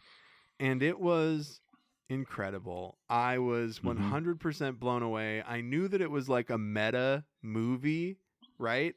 But I had forgotten how well done all of the meta stuff is. Because when you say it's a meta movie, I immediately get mad. I might grit my teeth. Oh, really? Why? Oh no, I just in general for the idea of a meta movie. Well, it is. Usually not on board for a meta movie. But that's what it is. Like, oh, it definitely is. like yeah. I mean, it's a good one. Yes. Like, I totally get what you're saying, but I'm saying meta in the most clinical definition of it, because that's the only way. It's like when John Fowles writes himself into his book. Like, it's just what it is. And John Fowles isn't cringe. No, and to be clear, I'm mad at other meta movies, not at your description of this one, and we're not talking that is about correct. meta humans, the Flash, No. at all. But so what do you mean by a bad? Like, I know exactly what you're talking about when you say a bad meta movie, but lay it on me. Like, what's your biggest, most objectionable winking at the camera movie? I mean, like, the Deadpools love to do it. Oh, that is. You know, I don't hate them. I think they're fine. That's like even another level, like of like that's like it's more of a meta movie than it is a regular. Like, there's more gags that are meta than just gags that are regular. Yeah. I'm trying. It's hard to offhand just figure it out. But I threw you to the wolves, man. I feel bad about that because I know what you mean about it feeling usually cringe. Yeah. I also just, it's so funny. I think people just really don't understand what a meta movie means because people are like, what are the best meta movies? And this person goes, Memento? And I was like, Memento's just a movie. Yeah, Memento is just a cool film. They think that meta means it's like, whoa, bro. Like, they think Waking Life. They think Pulp Fiction is meta because it's told backwards or whatever the fuck. But no, Funny Games. Funny Games is a meta movie. Like, that's for sure. I learned about meta through reading about meta fiction and like modernists of the 1920s, 30s, and 40s. And so then it's, Jay and Silent Bob Strike Back. That I think would be a good meta movie. A good example. Maybe I do like meta movies. I'm just looking at a list of like all of them. And you're like, now that I think I'm just like, I actually like all of these. Yes. Because Scream obviously is one. Cabin in the Woods, okay. Good one. Truman Show, good. Oh, actually, meta movies are made adaptation. Holy shit. Adaptation is like a masterwork. But yeah, so you just realized that you're the target audience of meta satire. Let's see. This Screen Crush article lists Shaun of the Dead as a meta movie. Which I think it is meta to the concept of movies, but it is not meta to that it is a movie. They don't admit that they're in a film. They don't wink at the camera in that regard. You're Funny correct. Game's possibly the most meta movie that I've ever seen. I haven't seen it. Oh man, it's on my friend's Plex because he's a movie dork too.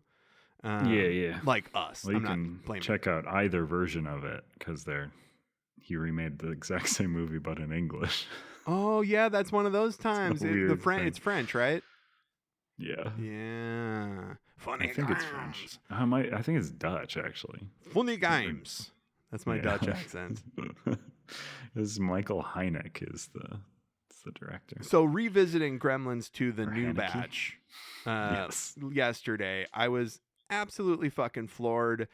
Obviously, the fact that it opens with a long Looney Tunes gag It's so long. I so will say that it's not a it's basically, particularly and great part. if I recall, and you could do your producer Googling if you want about this while we're talking about it, but I believe that Gremlins 2 was preceded by a Warner Brothers short. I think that when you went to That see Gremlins 2 was? Gremlins 2, the new batch, yes. I believe Yeah, it had a longer version of what you saw. If you saw a Warner Brothers thing at the front, it in theaters, I think, was preceded by a longer version. I saw a very long version of that. I saw the theatrical Okay, you saw the release. longer version. Okay, so there wasn't... I guess the testing audience saw the long one you saw.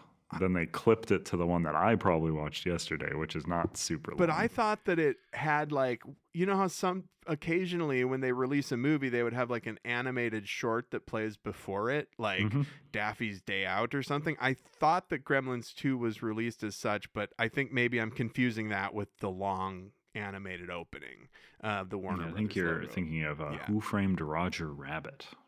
There's a lot of things I might be thinking about, but yes, that would be one that I did see in the theater. Thank you very much. I'm very worldly. But so it's because it is a Looney Tunes movie, and I didn't get that. And then it makes so much sense that Joe Dante fucking directed Back in Action and shit. Like, the long Looney Tunes opening, and then it is just a Looney Tunes fucking movie. Like, they made... The Gremlins because Gremlins started in some sense as a Looney Tunes cartoon, like that Gremlins the animated Gremlins cartoon of like the World War II pilot. Tearing apart the World War II. Yeah. That is fucking, that's Warner Brothers. You know, and so they're saying like Joe Dante is bringing the Gremlins fucking back into the Looney Tunes world. And then the fact that it's just all Looney Tunes sound effects and shit, like when that goofy-eyed gremlin runs around the corner and there's just the sound of like springs springing and shit, like... Is it safe?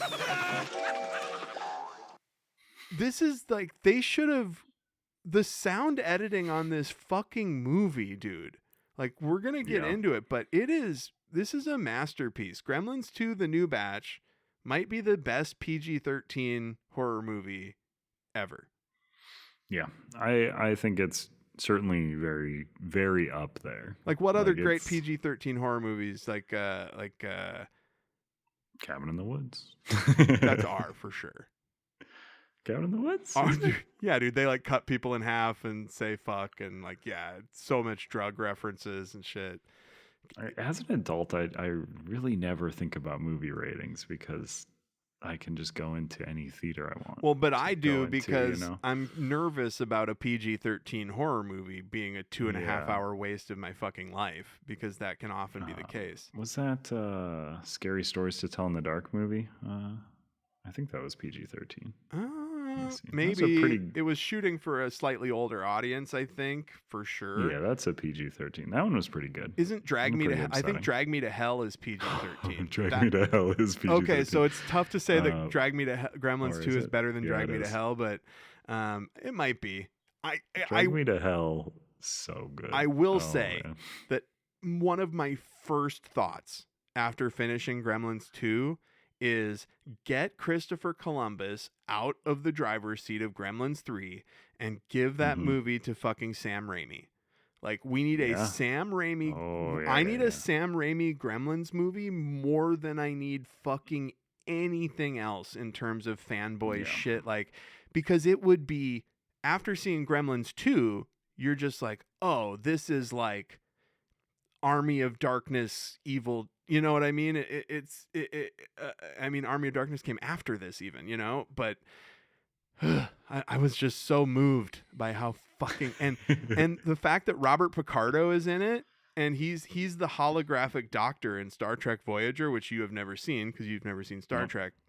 So the fact that and I'm seeing him in Star Trek, Starfleet Academy, the new Star Trek show. He's in that. So to see him, this movie ends, spoiler alert, the last images you see in this movie implies that Robert Picardo voluntarily fucks the lady gremlin. The Yeah, end he, of this does- movie he, is like, him going. shrugs, and he's like, He goes, okay. it's a BJ. You know, he's like, assuming that's what she something. wanted to do. But just Oh, she she wants it all. Oh, more than she that. wants it all, baby, and she's gonna get it. And he's got to make sure she doesn't get wet, which I don't know how that's gonna work. And we'll talk about the rules a little bit. But like one of my big things, if I was in that, we're making jokes about the rules, I'd be like, well, but the gremlins ate ice cream. Like, isn't ice cream wet? Like, if a gremlin gets ice cream on its head, isn't it then wet, and shouldn't it transform? But gremlins get so many wet things on them in this movie that are not water that it really makes me think it's gremlin's blood on it's them. gotta be pure water. Like, it has to be H2, that gremlin cereal box. Holy shit, dude. Did you see who made it? What? Top left corner. Ralston. Ralston Purina. Oh my Owner God, of Jack dude. in It the all Box. comes back to Jack in the Box. Oh, look at that's such a great gizmo design. Do yourself a favor and look up Gremlins cereal, because it's just such a good box. Oh man. It's fortified with 9 essential vitamins and minerals. And no marshmallows as far as I can tell a either. free So sticker. Fuck that. It's probably Kix, but they rebranded it as Gremlins. But yeah, so like that would be my thing about the rules is it's obviously just if they get water on them. Everybody says if they get wet, this happens. If they get wet, but it's clearly not if they get wet. It's if H2O, like pure water, gets on them. So do you want? Let's go quick through a synopsis. That's what I was gonna say. I don't want to get into my beat by Yeah. So Picardo, Mr. Picardo, as you've been, I believe this is who I'm talking about. Yeah, the security is our guy. first guy, basically. Yeah, he's a twat. Yeah. So he's the most 80s businessman you've ever met. We are introduced to him stepping out of a car in a Chinatown where everything's like going out of business. And he is introduced by almost stepping into a big pile of cum. What? I rewound this several times. I missed that. I was not just to make sure. But there is, as he is stepping out of the car, his foot like hangs over something real quick, and then he adjusts and steps right onto the curb. But the thing that he hangs over is like a newspaper with a big like gooey pile of white in it, and I don't know what else it would be. Very strange. But yeah, he's going into the shop. It is the shop from movie 1. Yeah. Where the very stereotype guy is hanging out with his mogwai. I do want to say really quick, that alley, do you recognize this alley? Oh yeah, it is cum. Or it's white. It's either cum or white paint. I rewound it and looked at it just now. Yep. So I know I think that if I had to bet, this is the alley from Big Trouble in Little Big China. Trouble? Yeah, I would. I'm flashing Where to they that have right the now in my funeral, brain. where the funeral walks through. Yeah. So yes, fucking Robert Picardo, man, Mr. Wing, racist Mr. name. Wing, racist name. So Robert Picardo brings a TV into the antique shop of Mr. Wing. And shows him a presentation by Mr. Clamp, I think his name is. I actually don't remember. Daniel Clamp. Yeah, the name of the company is Clamp. Clamps. That's like Futurama. There's a robot called Clamps, and he goes Clamps. I love his opening statement where he's trying to pitch his vision for Chinatown Center, where business gets oriented. Dude, this fucking... honestly, this guy's redemption arc is not super earned, but kind of funny. He's so weird because he's never because people make the illusion that he's like a Trump stand-in, but he's like never villainish. Like he's always just like this kind of wanting to pave over Chinatown and make a fucking I know super mall. That's evil, like in its conception, but like his presentation of it is like he doesn't think that he thinks he's doing a good job. He just thinks like why wouldn't anyone want this? I'm just making a pretty thing that I like. And now that I he's think just a very optimistic guy at all points. and he's clearly not making any money because he spent so much money on this building that doesn't work. And we're gonna have to talk about the hilarious part. So in the first movie, it was the kid's dad that made all these inventions that didn't work or were bunk. And in this movie, he's literally in a building of bunk inventions. Like, god damn, dude, it's so fucking good. Because you think, oh, it's nothing like the first one. No, motherfucker. It's the first one turned up to fucking 11, dog. I love too that the company's logo is like a big metal Clamp C on the that's earth. actually a clamp, and then the earth gets crushed. It's like, I own this. And the earth is spinning, like the big thing, like the building is the fact that they've won at the end is when that little flat earth starts spinning. So they're trying to get Mr. Wing's property. He is the last holdout in Chinatown. Everyone else has crumbled to their demands, and he's like, nah, dog, I'm good. Get out of here. Gizmo's flipping around on the TV and watches some Rambo. Also, Mr. Wing's been coughing the whole time. Robert Picardo just sort of casually walks around the antique store breaking things by accident. Putting his elbow in dust. While the movie's going. But they leave because Mr. Wing has denied them. But Mr. Wing's been coughing the whole time. And Robert Picardo's like, we're just going to have to wait like 6 weeks. And then we get 6 weeks later, Mr. Wing is dead. And also, how did they need his property if the building's already built, or is this before? No, they're tearing the whole thing down and they're going to build like more, like a gross version of it, like the Disneyland version of it. Okay, so so this isn't the site of the super building where the movie takes place? No, the super building is like the headquarters of the people doing the thing. Okay. That's why Billy's like still working on concept artwork for Chinatown. Yeah, duh, of course. Oh my god, the look on the Gizmo puppet. Oh my god. I know, it's so expressive. Oh my god, it's the Gizmo so puppet. Heartbreaking. It's like he's so sad. He's got to escape the building as it's being destroyed. The look on his face when he's pulling himself out of the hole on the side of the building just now, and then the scene of him walking, the shot of him walking with his little feet. Mm-hmm. Oh my god! Yes. His little shuffle when he's supposed to be running away. And I was like, I know they couldn't make the puppet run. All of the stop motion. Whenever they switch to stop motion in this. Oh my god, that's when it really sings. And Gizmo gets kidnapped in an alley by a weirdo. A weirdo in a bow tie. Mm-hmm.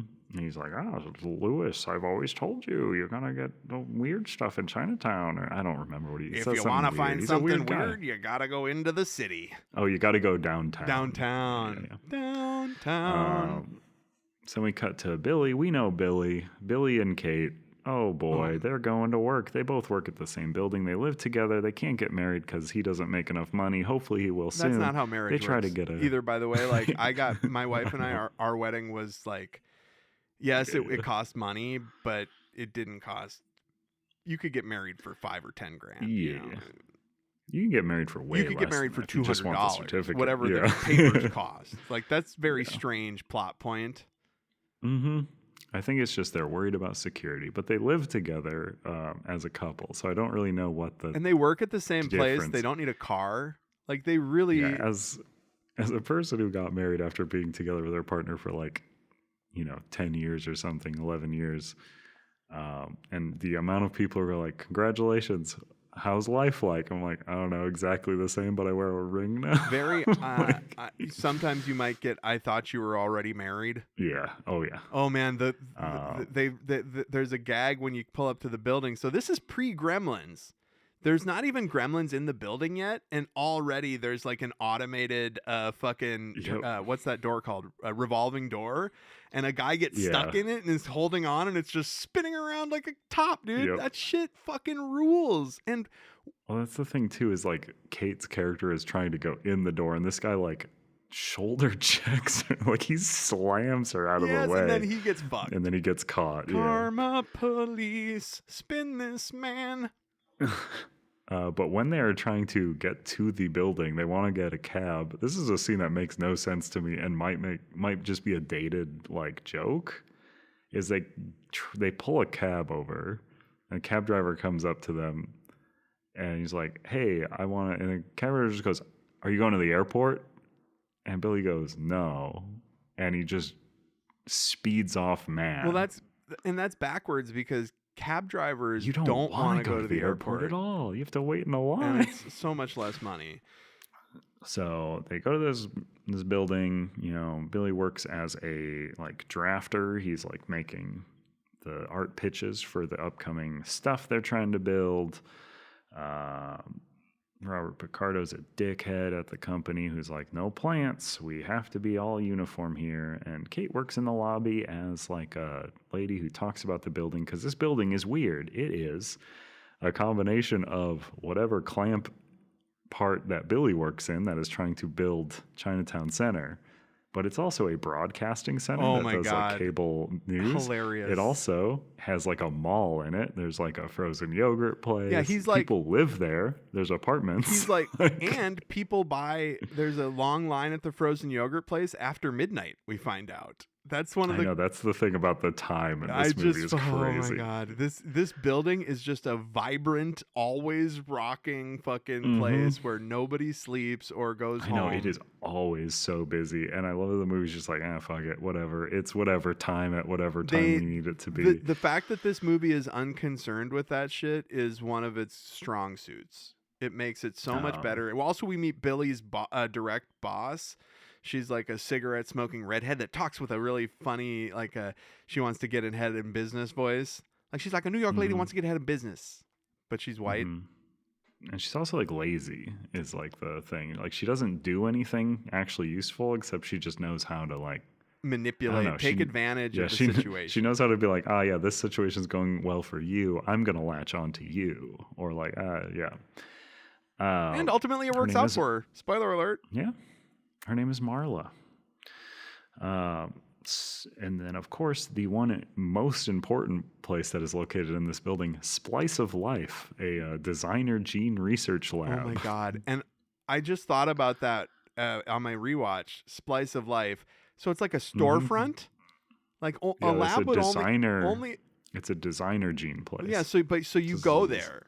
You go to Splice of Life, and you're like, I need some genes spliced. I think the idea would be that, like, I think the final intention of it, I mean, it's run by Christopher Lee as Dr. Catheter, who is, like, evil. I love it. Christopher Lee. Just wants, like, diseases and stuff. Christopher Lee, Dr. Catheter, always wants diseases.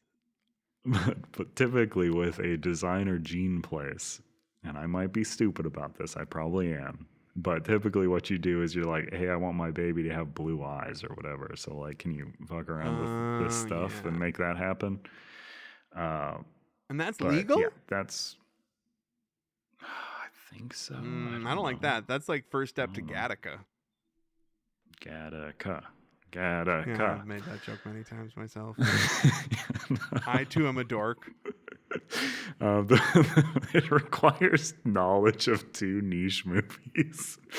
The weirdo, who is actually two weirdos, bring Gizmo to the Splice of Life. I love the implication. So are they trying to say that that's a clone? Like, that's what's so funny. Like, twins working at a cloning place or a gene place. I think there's, like, light hints of that, or, like, maybe Catheter hired them because, like, he is intrigued by that aspect of twins, or I don't know. But the weirdo is two weirdos. They bring Gizmo in, and they're telling Christopher Lee about their discovery, and they're like, we think it's some type of rodent. It's like a bipedal thing that like talks and whistles. More of like a monkey. Like, I don't know, like he's way closer to like a monkey. But then they show that he likes rock and roll. He does some dancing. Is this all before we meet Dracula and stuff? I think so. Yeah, because then we meet Dracula at that point. The guy dresses Dracula. He's so sad about his midnight show, or it now airs at 3 a.m. It's very funny because Billy really likes this guy for some reason, because the guy's just mean to him. Well, but like, the guy's so mean. Yeah, but it's like because Billy likes the old-timey horror host. Yeah, and honestly, I did that once. You may I played a horror host on Minneapolis TV for a night for Halloween to promote a friend's comic book. That's cool. Yeah, we watched Night of the Living Dead, and we wrote all of these segments, and we shot it, and I was Rip G. Raves, who's like a character from the comic book cult classic that my buddy Elliot Rahal wrote. That's pretty good. But yes, that's pretty so good. I have an affinity for these types of characters, and this guy wanted to be a newscaster, but it just never worked out because that's what happens. You want to be a Yeah. newscaster, you show up, you go, I want to do the he's news, like, how did my life get and they go, here? no, you're going to be a etc.. horror host instead.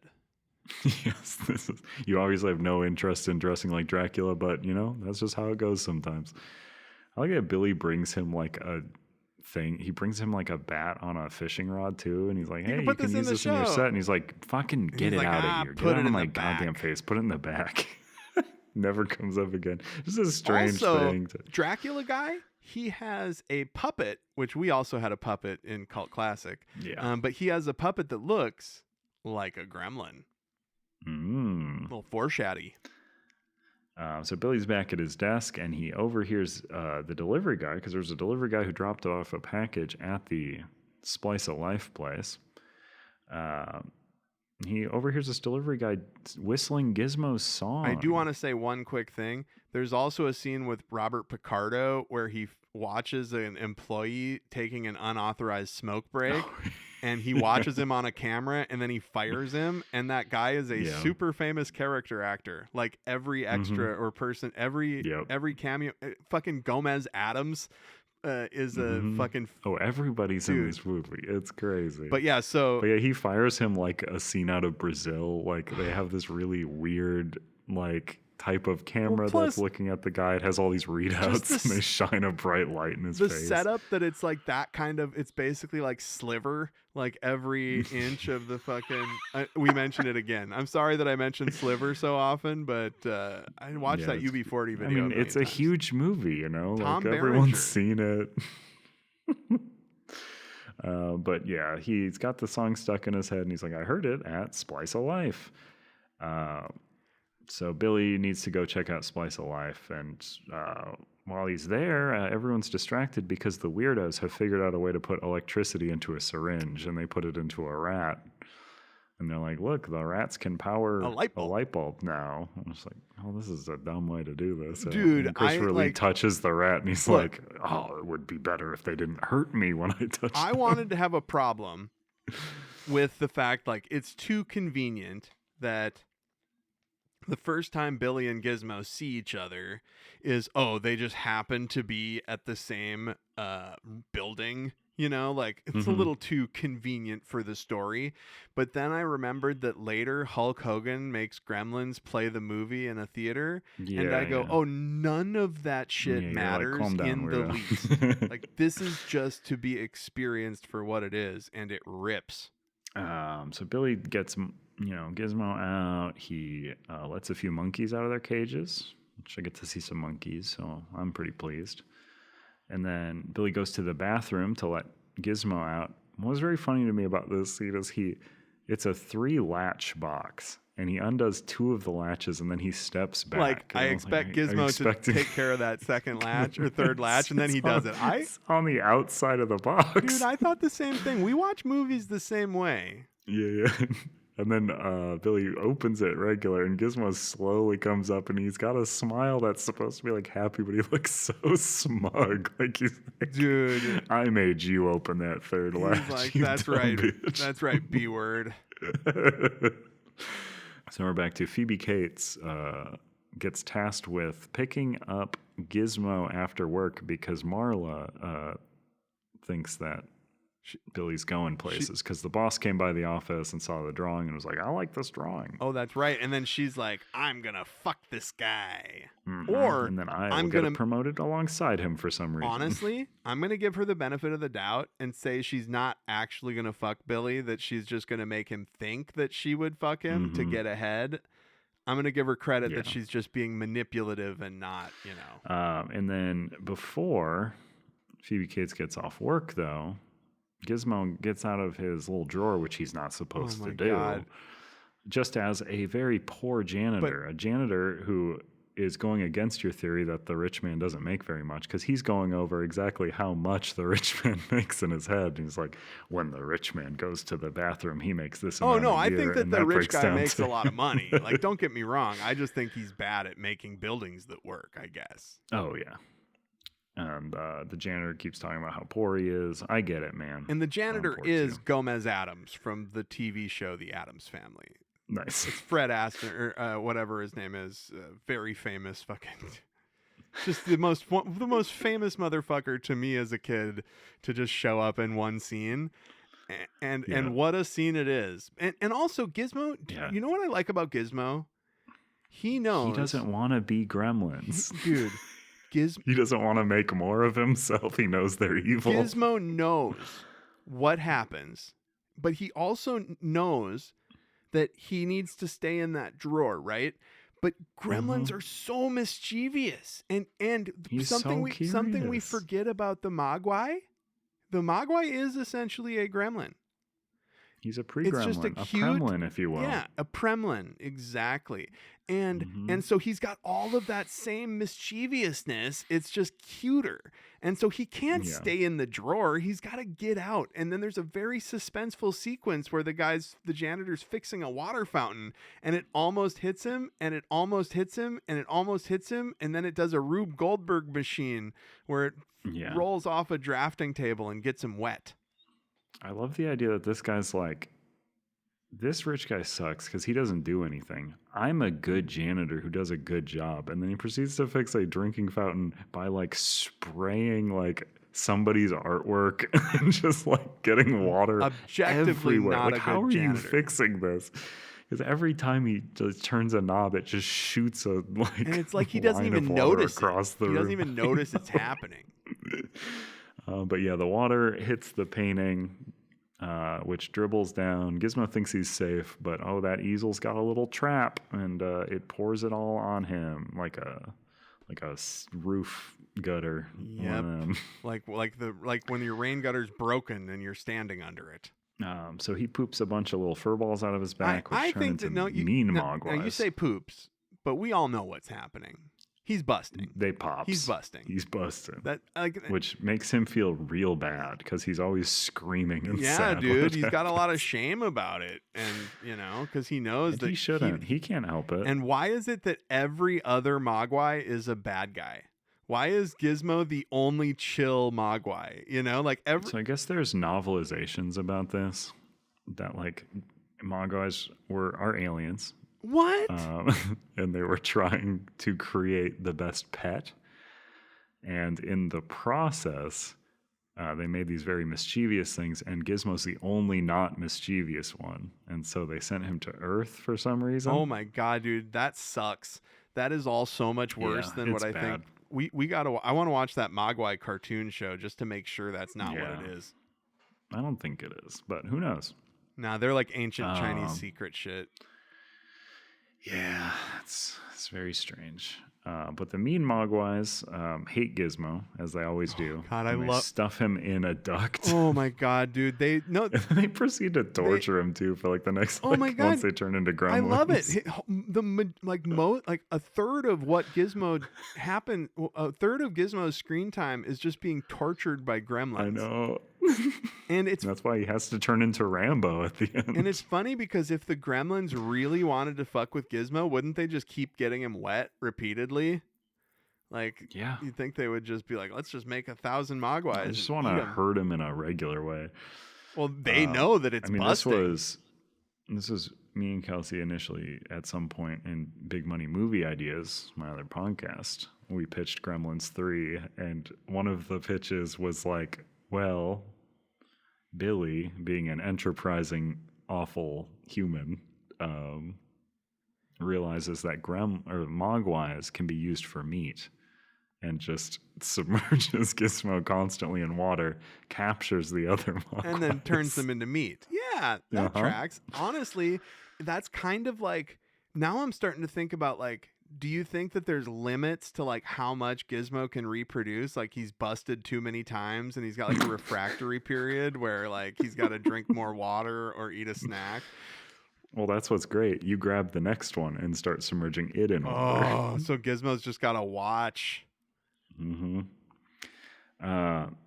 Gizmo then looks on sadly from the duct while Phoebe Cates mistakes one of the mean, stupid Mogwais for The him. goofy-eyed one. Goofy-eyed, dumb guy. He's very energetic. When he was born, he bounced around like crazy. And she takes him back to their apartment. He breaks stuff and he's a little dickhead. While Billy and Marla go to a restaurant I really want to go Oh my God, a to, which Canadian is a themed Canadian restaurant. Where they serve them a chocolate mousse at the end. Marla tries to jam her foot into Billy's crotch. Oh my God, PG-13, baby. And also, she does it so forcefully where I was just like, has she done this before? This wouldn't be a turn on if someone just again, I think we talk about this too much on the show. Not to yuck anybody's yells. No, if you want to get but your if somebody dick stepped jammed on at their dinner, foot but, hard into my crotch, like, that's not what I think be a about. turn That's on. not the first level of footsie. Like, you have to start by touching their foot, and then it looks like they're into it. They give you a knowing wink, and you move up. But you don't maybe just do like a caress is the thing. You don't jump to the just slam. Yeah, Is what's. It was like she was like his dick was a gas pedal, and she wanted to go fast. But even when she pitches this place, she's like, they clean the fish right at your table. It's so funny because Like, that's just the worst, most disgusting thing. My dad is a fisherman and he cleans lots of fish. He's listening to this episode. It's awful. But yeah, it's disgusting. And one thing I have to mention, we're not going to go joke by joke because we're already at almost 2 hours. But he said the waiter goes, "You want another Molson?" And I thought that was very funny. I know. I was gonna, because I had to look it up. I was like, "This has to be a very You want another specific Molson, Canadian eh? beer," and it is. Yeah, Molson Dry. But she kisses Billy on the face, Leaving a he massive leaves. lipstick kiss. and he, like an idiot, doesn't check his face to see if he has lipstick all over it before he goes. Well, because because he's that innocent. Future he wife. would never. He's so innocent. He would never think that his wife would think that he would do anything wrong. But also, he does feel guilty about it. He lies. He lies about the meeting. Yeah. He's kind of like it is. She's treated very badly in this. I don't movie, like it. Phoebe Cates, as I would say, because he talks to her very harshly. Like she has reservations about like Mogwais being back in reality because again they're murderous, evil They things. turn into and something he's that like, will shut slash up. your throat. They're not gonna be back. The one I like is back. Yeah, and it's already fucked up at that point. The Mogwais get into the frozen yogurt restaurant that, of course, is open after midnight. We're after midnight. It didn't now, make I guess. any. It was so strange when they were like, "Oh, they've eaten," and it's after midnight when they get back to the building, and it's like, so when they were laying on the floor, critters style, eating that fucking not critters style, munchies style, eating that ice cream.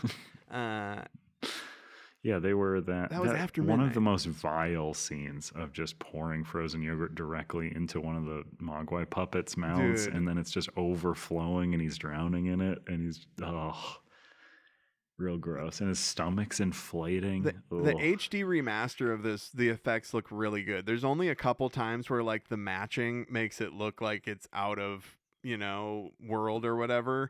But yeah, dude, that sequence is great. And the lady's like, There's "Are the a peanut lot butter of- cups organic?" So it's like already PC. Like they were doing no, PC it's not even stuff. organic. It was like No, she says, "Are the peanut butter cups all natural?" And the Yeah, guy it's all says, "Well, they're natural," and he's like, pesticide "There's no-" free." Yeah. And she goes, "That's not the same that thing." can mean lots of things. Yeah. My favorite cover up by the employee, this is very good. I love it so much, is one of the Mogwais is in the toppings and like sticks a hand up to grab some M&Ms or something. And one of the ladies sees it and she goes, "Oh my God, there's a rat in the toppings." And like another cameo, I don't remember who he is, but a guy pops up and he's like, "Did she say there's rats?" And then the employee goes, "No, she said there were no rats." That's pretty good. I was like, I love this guy. A stupid thing to say is just immediately No, she is said proven there's wrong not if anyone rats. looks There's no for it. rats. So Billy realizes what has happened because he sees the stupid one at his house. They rush back to the office. They find out that the frozen yogurt place had furry things in it. So now they're looking for gremlins because they know they've eaten after midnight. So they went back to their bustling office building at 1 a.m. Yeah, and the solve for this is they're gonna go turn off the water to the building. so that they can't get wet and multiply more.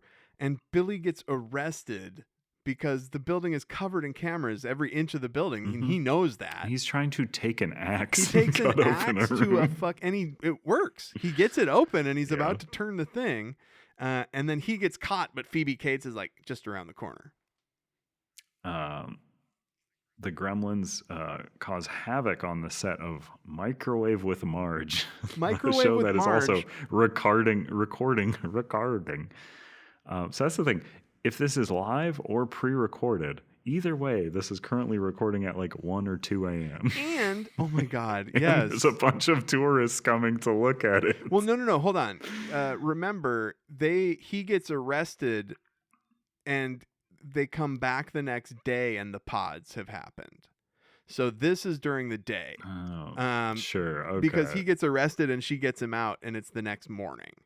What? I thought he was not arrested. I thought he was just brought to the camera room. No, he was arrested. And that's where he's telling them all about the stuff. No, they arrested him. And then they're all making fun of him. That's later.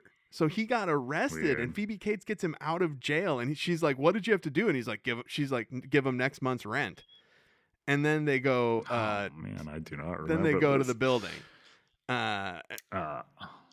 And then there's Microwave with Marge while Billy is explaining the situation in the camera room. Why does and they're all making fun of him because of the rules. I'm sorry, because we have to talk about this great meta rules scene. But why does Microwaving with Marge, why does she have a big boiling pot on a stove? Well, she's trying to demonstrate you have to normally do all this stuff in this big, comically large pot, but you could do it in the microwave. And she's always calls think. everything processed cheese food and stuff. She's like a real 90s, 80s. She's really good. She's doing bean roll-ups with like a slice of bologna bologna bean and roll-ups bean for dip when you have inside. company.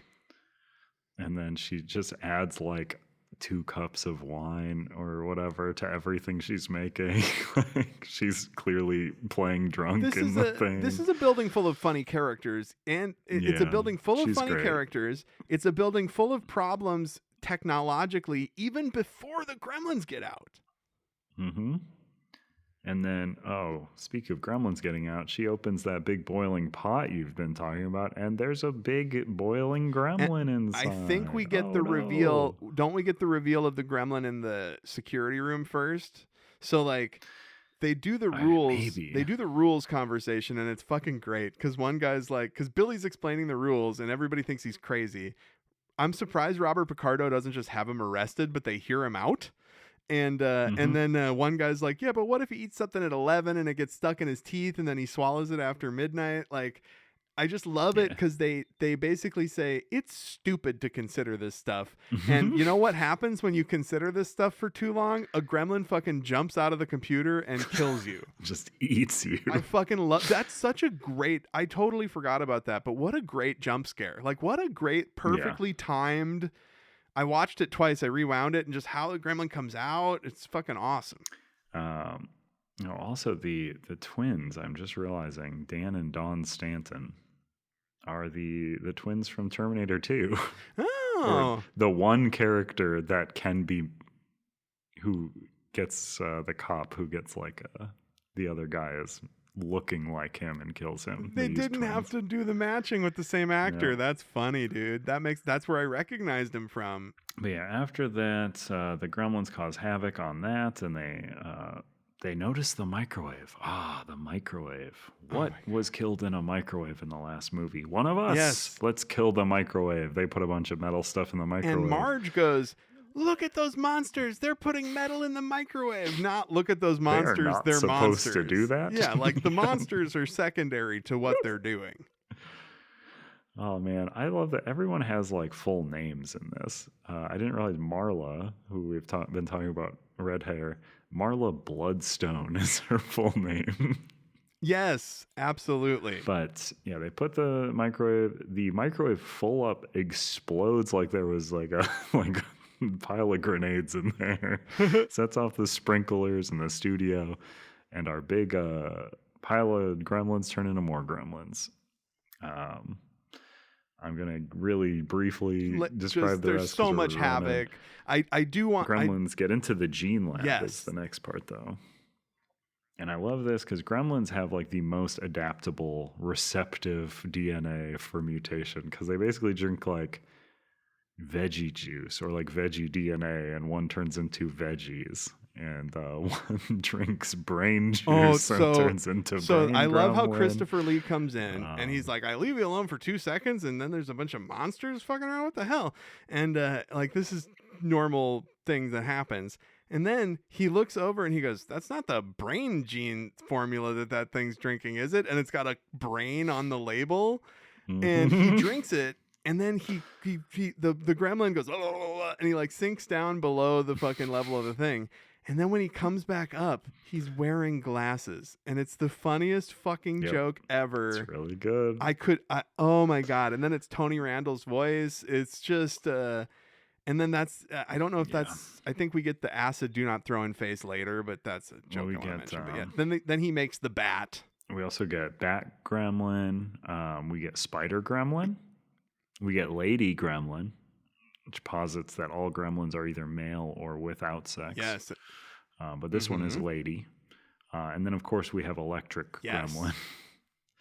But Bat Gremlin gets injected with DNA sunblock, which just Genetic leads to the question, sunblock. why don't they inject every single He's one testing of them it. with It's the scientific genetic method. He's like, sunblock? we'll get you genetic sunblock. And then it works. Yeah, and then he flies out. The Bat Gremlin flies out, and he attacks Mr. Futterman, who is in town, and was going to visit Billy and Kate. Yeah, I love this guy so much. What's his name? I just Dick love Miller? the Is fact him? that in the war, he fought gremlins. He had to deal with gremlins on a plane, and fucking nobody believed him. They said he was crazy. And then those very same monsters drive a backhoe into his home, and everybody thinks, no one else everybody sees still it. thinks, and everybody in town saw gremlins, but they still say he's crazy.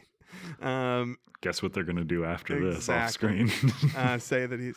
But he pours concrete all over that gremlin. He grabs it out of the My sky. God. The joke when he is being pursued by this gremlin that's flying over his head, and when he bumps into the extras, they look at him like, fucking watch where you're walking, dude. Like, they don't even acknowledge at first the gremlin over his head. Yeah, it's New York. I fucking Everything's love crazy, it. And then they man. do watch as he coats the gremlin in concrete. It flies up and becomes a gargoyle. Great special effects. It is now Great a special gargoyle. effects.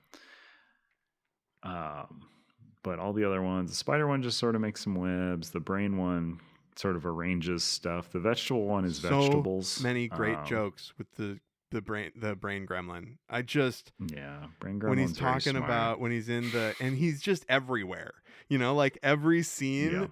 Like where the gremlins are caught doing something crazy, Brain Gremlin is just there doing his own thing, being crazy. Like when they're in the Wall Street office, and like you know, I just fucking love this movie, dude. And then Billy tries to talk to the owner of the Daniel Clamp himself, which also you think there's going to be like some reveal with Daniel Clamp because early on they're like nobody's ever seen him, like he's never left his office. He's just kind of reclusive. Just a guy, and he comes out of his office often. Or he started like, to today for some reason. So Billy's talking with him. They decide they're going to trick the gremlins into thinking it's night so that they'll all go to the building lobby, and then they'll pull down the curtains and blast them all at once. But in the meantime, the electric gremlin comes up just to make sure the CEO realizes that gremlins are real. The electric one the happens. CEO fights a gremlin. A gremlin attacks his assistant, and he fights the gremlin wearing the sweater and puts it in a paper shredder. And Billy comes in and he goes, "Are you okay?" And he goes, "Yeah, that's right. I think I'm okay. I hate using these machines myself." like that guy, you can see why he's a billionaire, man, because he just fucking rolls with it, bro. Yeah. Well, that's the thing, too. There is a joke that the assistant has turned into a gremlin because that gremlin attacks the assistant, and then we cut away, and then it's just a gremlin dressed as her, and she's never heard from one thing again. about gremlins is they love wearing costumes. So I think that gremlin killed the lady and then was wearing a costume because later the goofy-eyed gremlin is dressed like an electrician when he's like Oh my God, dude. Imagine like when you're in the production meetings and you're like, well, whenever a gremlin's doing something, it should be dressed like what a human would be dressed like when they're it's doing gotta it. be funny. And it's just like, but that, It's a great approach make to any filmmaking well, to just be like, everyone on screen should be doing something funny or it's something Muppet to advance Show shit. something. It's like, yeah. But in this process, they capture the electric gremlin in the video phone answering system. machine of the CEO. Yeah. Marla gets stuck in a web. Gizmo starts his Rambo training in the vents. like when he hears the Rambo voiceover, when it goes, to fight a war, you gotta become war. Like, god damn, that's fucking funny, dude. That's really fucking funny. Oh, that's good. So he And gets a they little don't do it headband, enough. He makes a little like bow they and only arrow. do that one Yeah. vocal sting of Sylvester Stallone saying to fight a war you got to become war, and they should have had more of that monologue playing throughout that. But oh my god, dude. Yeah, I think they're trying to put so much in. I don't think they want to focus on anything too Exactly. much. But Rambo Mogwai, I really attached to as a kid, and he's basically in one scene. Absolutely. Like he basically he basically does like weightlifting, and then he makes a little crossbow out of like a paper clip, a rubber band, a pencil, and, you think and like that's not going to do. I think it's whiteout so that he That's can not light going it to on do anything fire. to a gremlin, and then you realize that he's going to light it on fire and kill Spike with it. Spike version 2. Yeah. So he shoots that at the spider. The spider starts on fire. And then they get them all tricked into going into the lobby. The CEO uses his secret exit, which Dick Miller then uses to get into the building. They all go to the lobby. They're all doing New York, New York. There's a big scene with the lady gremlin. And then they're about to drop the curtains, and storm rolls in. So there's no sunlight. We no. missed something important. So What did we like miss? about a half hour ago in the movie, the Billy is interrogating Christopher Lee because Billy's like, where did you see the monsters? And he's like, oh, I saw the monsters. And then the film frame seems to disintegrate. And then these gremlin hands start doing shadow puppets, and one of them does an Abraham Lincoln shadow puppet, which becomes prescient later when she talks about Lincoln's birthday. But just the fact that his hands become a perfect Abraham Lincoln, like, oh my God. And then the gag, of course, we all know.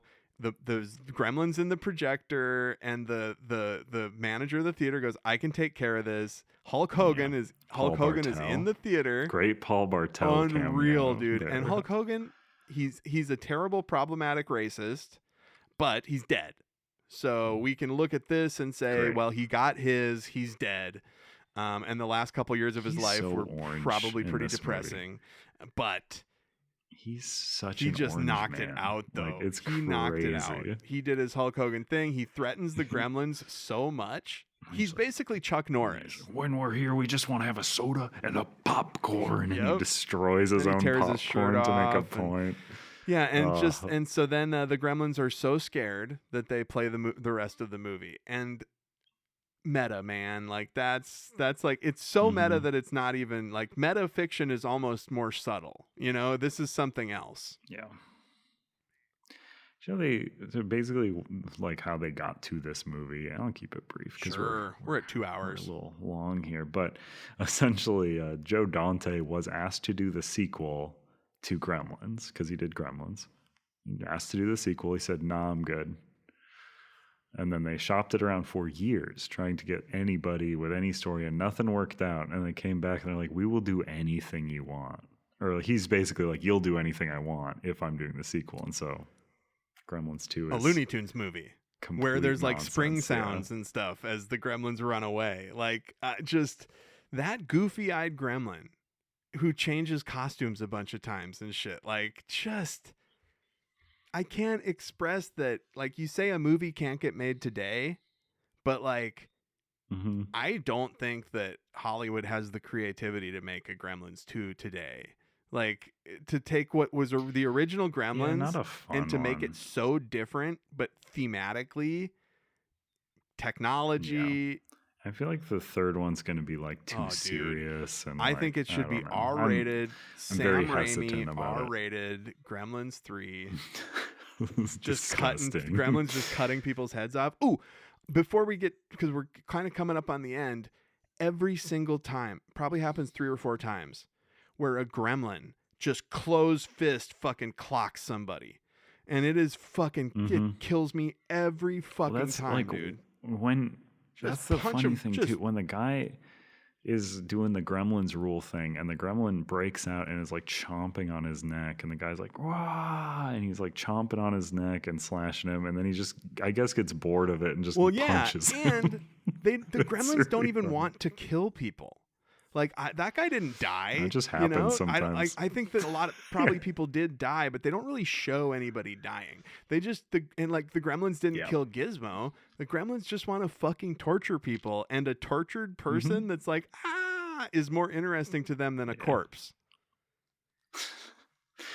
So they're all in the lobby. There's no sun. It's so sad. Billy gets a bright idea. Pun. He goes, Dick Miller, spray them with water. And we're like, oh, that's the wrong move, Billy. Why would you spray them with water? That's what they want. And the gremlins are all like, yeah, there's rules. We're gonna spray us with bust. water. We're And gonna they're, bust little you know, gremlins out of our backs. gestating new.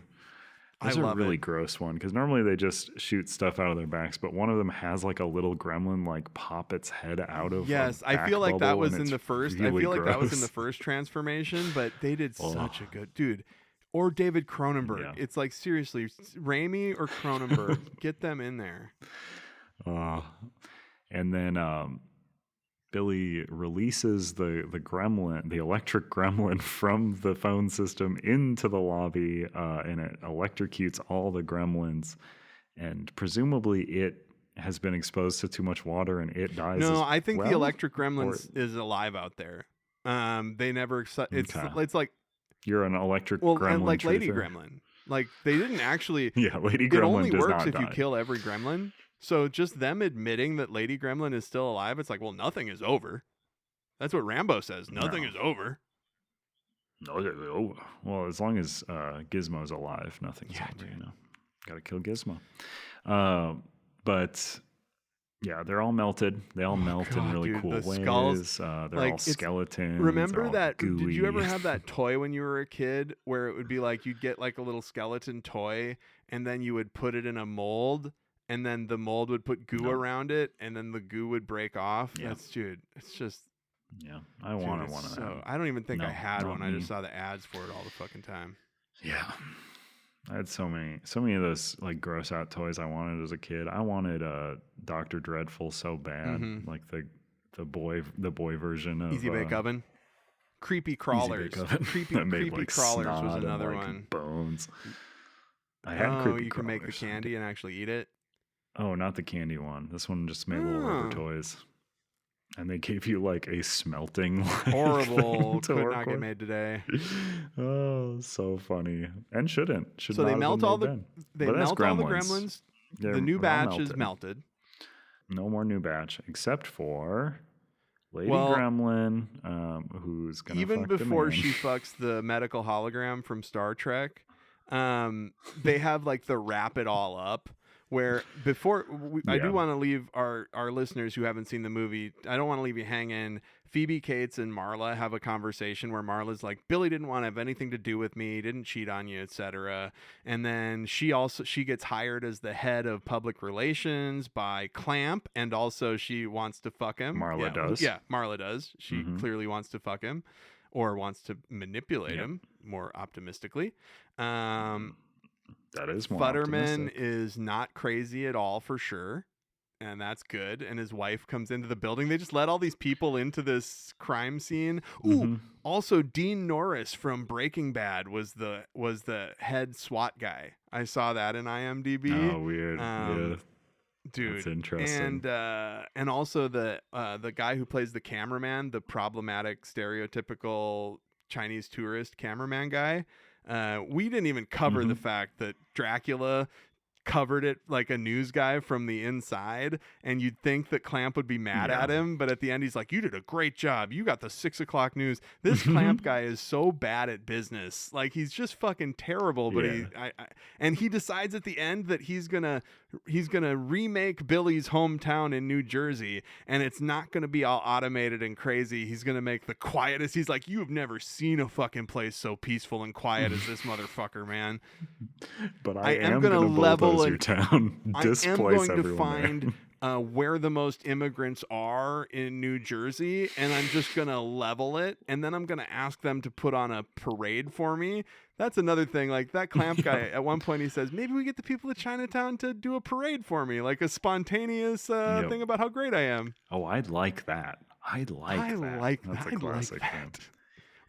One of the There's Billy trying to appeal to him was like, you could be viewed as the man who saved the city, and he was like, oh, one like of the that. dragons with all the. It's also why I think he likes. He the says one of the coverage dragons with all the with guys inside it. Yeah.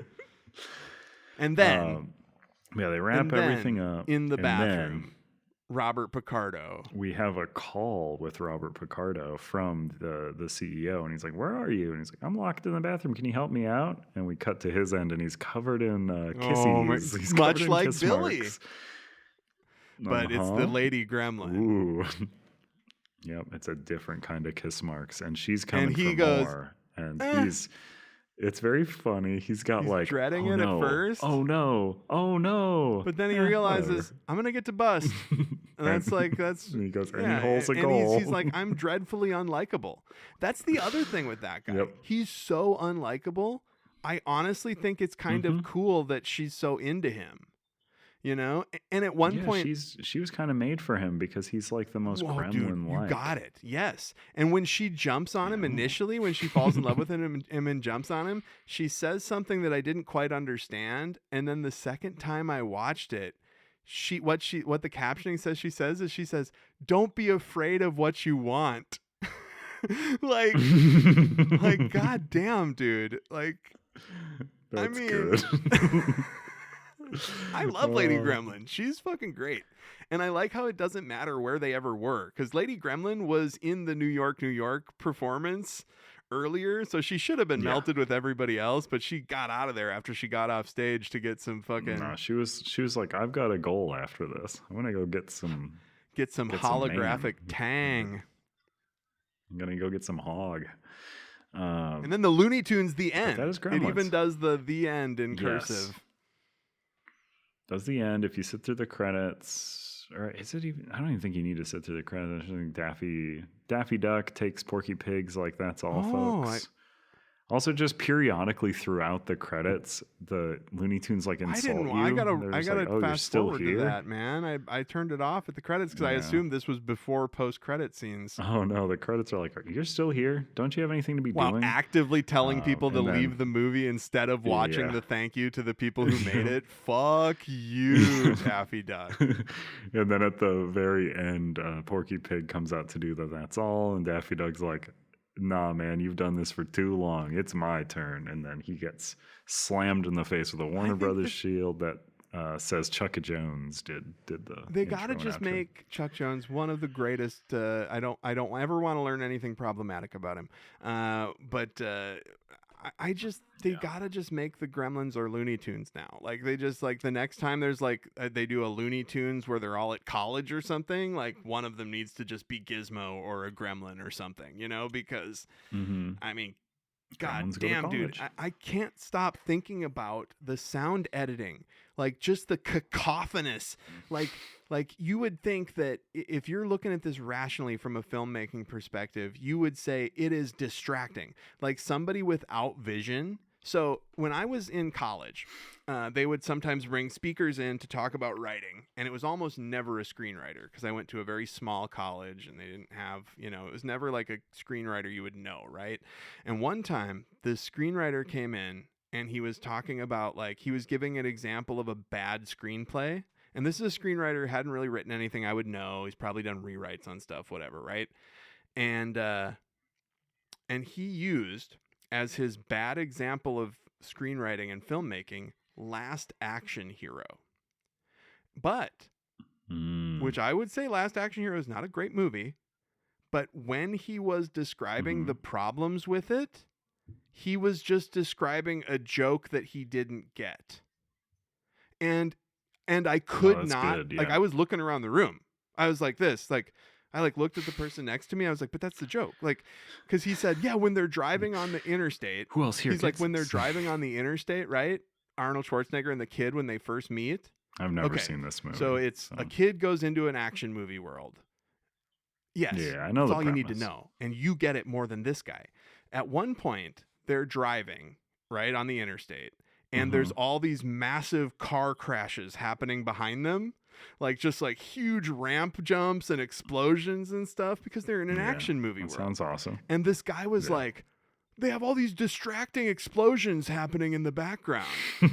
And then in the next scene, they get to Arnold Schwarzenegger's house, right? And a guy jumps out of a closet with a knife, and Arnold Schwarzenegger just kills him, right? And then he's like, why did he do that? Why was there somebody waiting to kill him? And it's like, well, that's the joke. Later in the movie, he says he pays that guy to do that because it makes him feel like I could not fucking believe it, dude. I think about it. I think about this every day. Literally this. There's one other thing in college, or one time my college film writing professor sat us down and went, you know, my last students have said that I should have showed my movie that I made earlier in the semester because then maybe you finally would have listened to me because I actually made something. And he showed us this movie that was supposed to like prove that he's like an expert that we can learn from. And Andrew, when I tell you it was the most dog shit fucking poorly made thing I've ever seen in my life, I could do an entire podcast about this fucking movie, dude. It was, I couldn't believe it. Like, Also, so bad. The so team bad. The class that was clowning on him to be Yes, like, you should show the guy, this and he earlier. even said, you know, I showed this movie a couple years ago to a student, and he said, this student, he goes, this student, he was kind of advanced. He's not here. He's in the industry now. He didn't even finish, and he said, you know, if you would have showed that movie on the first day, I would have actually listened to you. And he said that to us as his example. And I just wanted to be like, he was fucking with you, dude. You should never show anybody. Don't you do should this never again. show anybody this. Like, there would be times when it would, because he was like, he made a big deal of how they shot it on 16 millimeter, right? And he made it with a grant from AFI. And he's like, he shot it on 16 millimeter, but clearly they replaced a lot of those shots with the video that they also shot at the same time. Because the 16 millimeter, they blew it. And so they used the video that they also shot for safety. And you can fucking tell immediately. And the sound editing was so fucking bad. It was just all room tone. And he was like, yeah, my sound editor was a real pro. I mean, this guy's such a professional. He won't even take a job without reading the script first. And it's just like, I'm paying you to teach me? And that was the only time I wrote at the end of that semester. I fucking wrote to the dean of my college and I said, I shouldn't have to pay for those fucking credits because the fact that you have that guy teaching that class, it's malpractice. Like, and I God, dude. And he's probably a good guy. And I did say his name earlier and I might bleep that out. Yeah. Woo, baby. Yeah, lesson 1, Email. lens cap. And I've fallen afoul to leaving the lens cap on a few dozen times. Email Movies Over My Hammy at gmail.com if you want to know the name of that film so that you can find it and maybe watch it. Oh. Well, now we're to the ranking. The ranking of the movie versus the food. It's the climactic final I know how battle this is going to turn out appearance. already, but we got to do it. Oh, I know. It's going to be a bloodbath. I watched the best PG-13 fucking horror comedy I've ever seen in my life, and I'm going to compare that to a menu item they fucked up really hard. Appearance. What looked movie. better, the movie I'm not or the gonna rush food? through 'em all. Yeah. I've seen pictures I'm of not the going to rush food. through them all, but the movie looks so much better than the food. I mean, holy shit, the practical effects. And whenever it would switch to stop motion, and there's sometimes where you'd think they would use a practical gremlin hand, like a puppet hand, but you could tell they were doing it stop motion instead for some reason. Like when it reached out and grabbed a bottle, that was stop motion instead of a puppet hand. It's just like, you guys, you had so much fucking fun making this. You can see that they had fun making it. The movie gets it. Yeah. Ingredients, food stuff versus cast and crew. Cast and crew is so if I'm looking at this studded. objectively, like I Star-studded. didn't just watch one of my new favorite movies, right?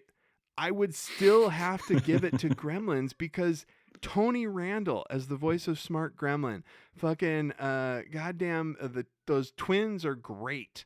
They're very Dick funny. Miller's in there doing a great job. Phoebe Cates, number Phoebe one Cates, crush. she's amazing, Cates. and even the guy who plays, I don't like Billy very much. I never really have. But he's good as like he's good for what he needs to do in this. He plays the character well, I think. Howie Mandel as the Mogwai, Frank Welker, who does Scooby Doo's voice and shit. He does a bunch of Gremlins voices, and like Gomez Adams, Christopher Lee, heavy metal singer extraordinaire, Christopher Lee. And the guy who played Gomez Adams, I want to say Fred Aston, but I don't think that's right. I just don't want to look at IMDb for this ever. So that one goes to Gremlins 2. The new batch. 2. We didn't even talk about that. Subtitle, writing. the new batch. Yeah, the new batch. Writing. Movie script versus, no, what are you doing? There's a gremlin of my own chewing on my cables. Same thing. Objectively, the script on this movie is bulletproof. I mean... And the product tie-in copy was not very good and didn't really reference Gremlins in any way outside of saying midnight, it wasn't like saying once. If you eat this, you turn into an egg sack that will just disgustingly rip open. Oh. God, the fucking hatching really scenes sold are me. so good. Ugh. How did it sit with you? Did the movie leave you thinking? Or did the food leave you wanting more or pooping? Definitely the movie got me thinking about how like I fucking gave this thing short shrift for most of my life. And then you watch it, and I even saw it's like got high Rotten Tomato scores. Like it's like just good. Like it's just a good movie. Yeah. And it really does feel like, you know, it's probably got like a 50% the joke density of like a Naked Gun, but just the fact that you could tell. Like when you texted me and you said, "Oh my God, I'm watching Gremlins 2," and there's just so much going on in every frame. You're so right. Like in the background, there's a gremlin drinking something or like doing a sight gag. It's always something. It's kind of to funny look because at. in Futurama, they're making a movie one time, and the out of touch guy making the movie is like, "If you're in the background, you gotta be running around, throwing pies, making a scene, even if it's a drama." And also, I gotta say, I mentioned it briefly. The joke where the gremlin takes a vial that says "acid, do not throw in face," and then he just throws it in the gremlin's face next to him. And then that gremlin goes, "Ah, ah," and then he pulls up a Phantom of the Opera mask. Like, oh my God, dude. Yeah, good. Fucking real, man. I think about this movie most days, so like this one probably takes it for me. I don't think I would remember the No. Jack in the Box meal I mean, if you I had remember it. that you got an air freshener with it, and that's kind of weird and cool. But nah, dude. And also the idea that like, yeah, you need an air freshener because your car probably stinks like shit because you eat at Jack in the Box. You fucking pig, all the Jack in the Box farts and stuff in your car. But yeah, definitely the movie. Just what a revelatory experience watching Gremlins 2: the new batch was. Also, the Gremlins just fucking constantly smoke. Like they're just badass. Like on the cover art, I love them the cover so art is a much. gremlin smoking a cigar. I know one of the best movie posters of all time. I will because name if a you've better seen movie Gremlins poster. and then you see that movie poster for Gremlins 2, you're like, they smoke cigars now? Yep.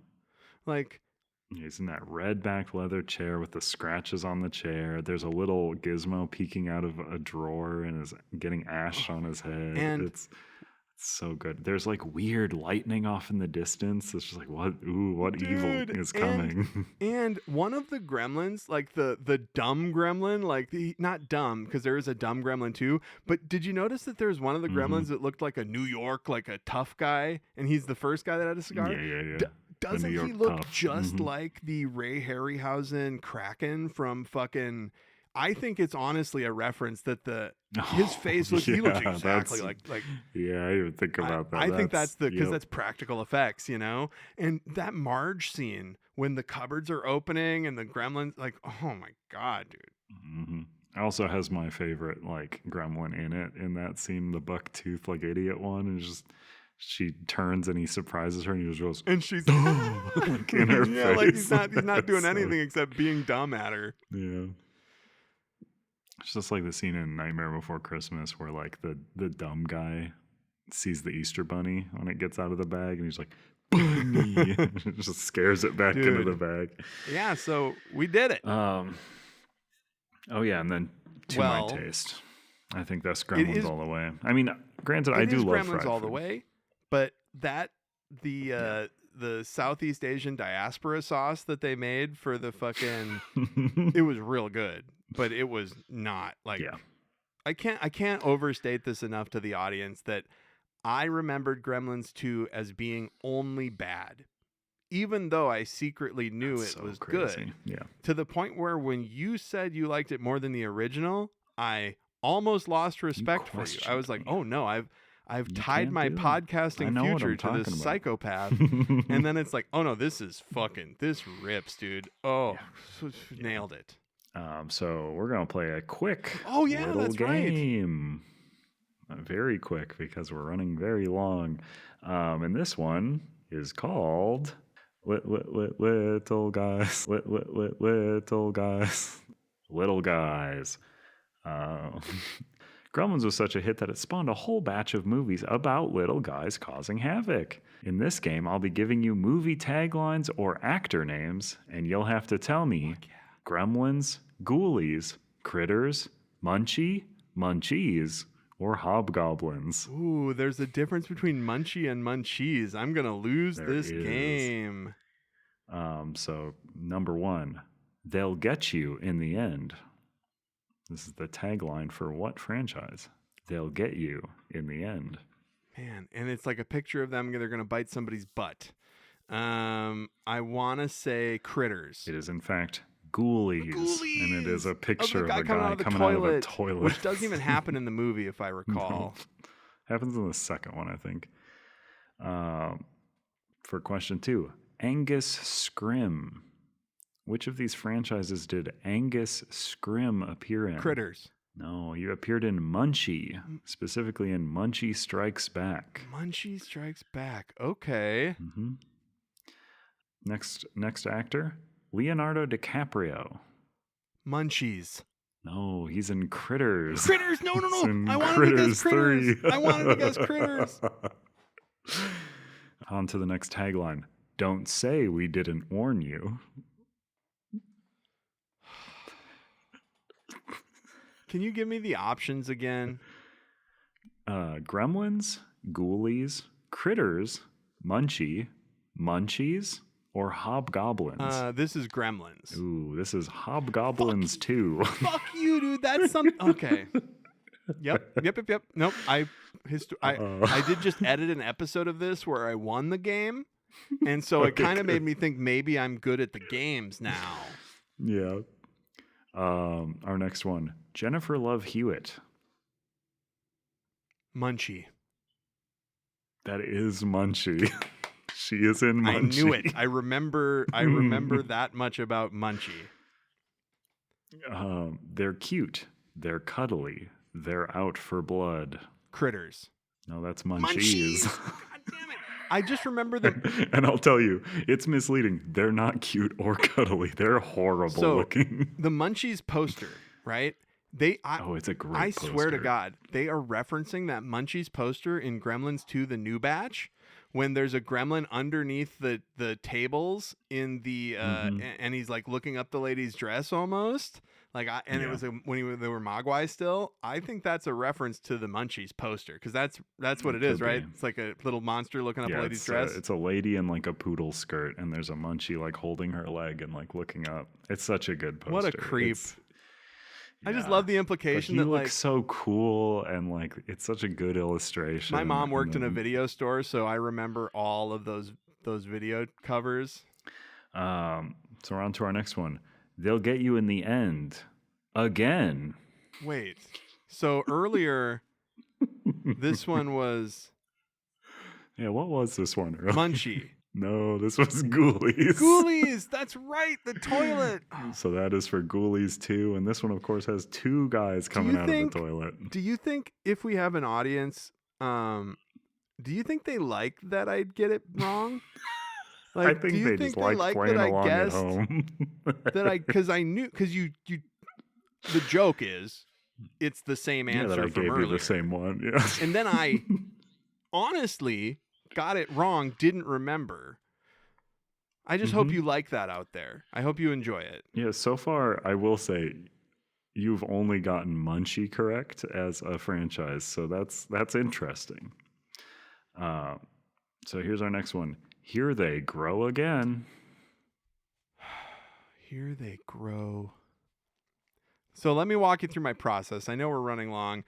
I want to say Critters because there's so many Critters movies. So they would need a lot. Correct. So I'm going to say Critters. And I'm going to say Gremlins 2, the new batch. Is that on the poster? That Yeah. epic poster that we were just gushing over? It says here they grow again? Okay. Yep. Second to last question, or second to last person, I suppose. Matthew Lillard. Leprechaun. Not an option. I know. I was doing a bit. That's Jennifer Matthew Aniston. Lillard. Critters. Munchies. Ooh, it's Ghoulies, Ghoulies 3. 3. Ghoulies go to college. Ghoulies go to college. So far you've only gotten Munchie-related questions correct for 1 point. And we're going into our final tagline. Munchie just moved in. There goes the neighborhood. Ghoulies. No, Munchie 3. No, that's just for Munchie. But you did get the franchise correct. So 2 correct. Of 10? Of 10. Man, I haven't gotten a So 20% on something since I like showed an up at F math in minus. college and I hadn't been to the class for 2 months and they were taking a test. If you want to do yourself a favor, look up Munchie, 1992.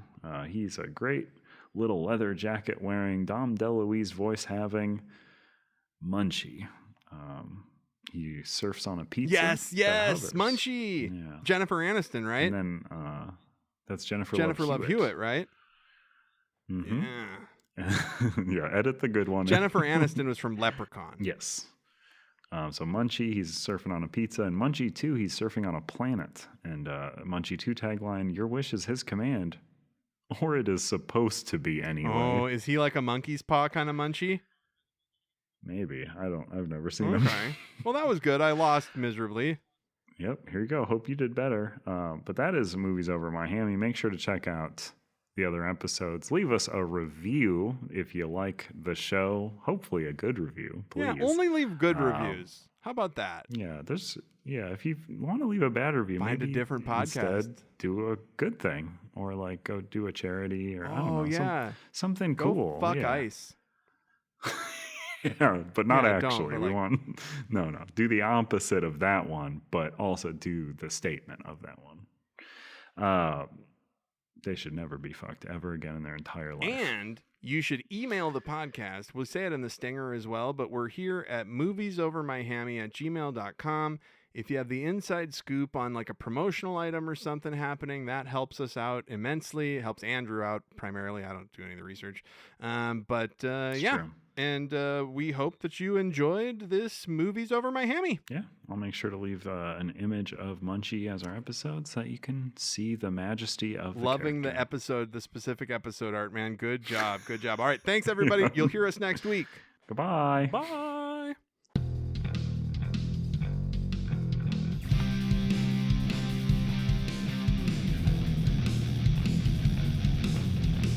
Thank you for listening to Movies Over My Hammy. If you know of a promotional item or have literally anything else of interest that we should know about at Movies Over My Hammy headquarters, you can email the podcast at moviesovermyhammy, all one word, @gmail.com. And please, for the love of Satan, like, subscribe, rate, review, Tell everybody you know about this podcast. We're counting on you. Everything is going to be okay. Not enough podcast about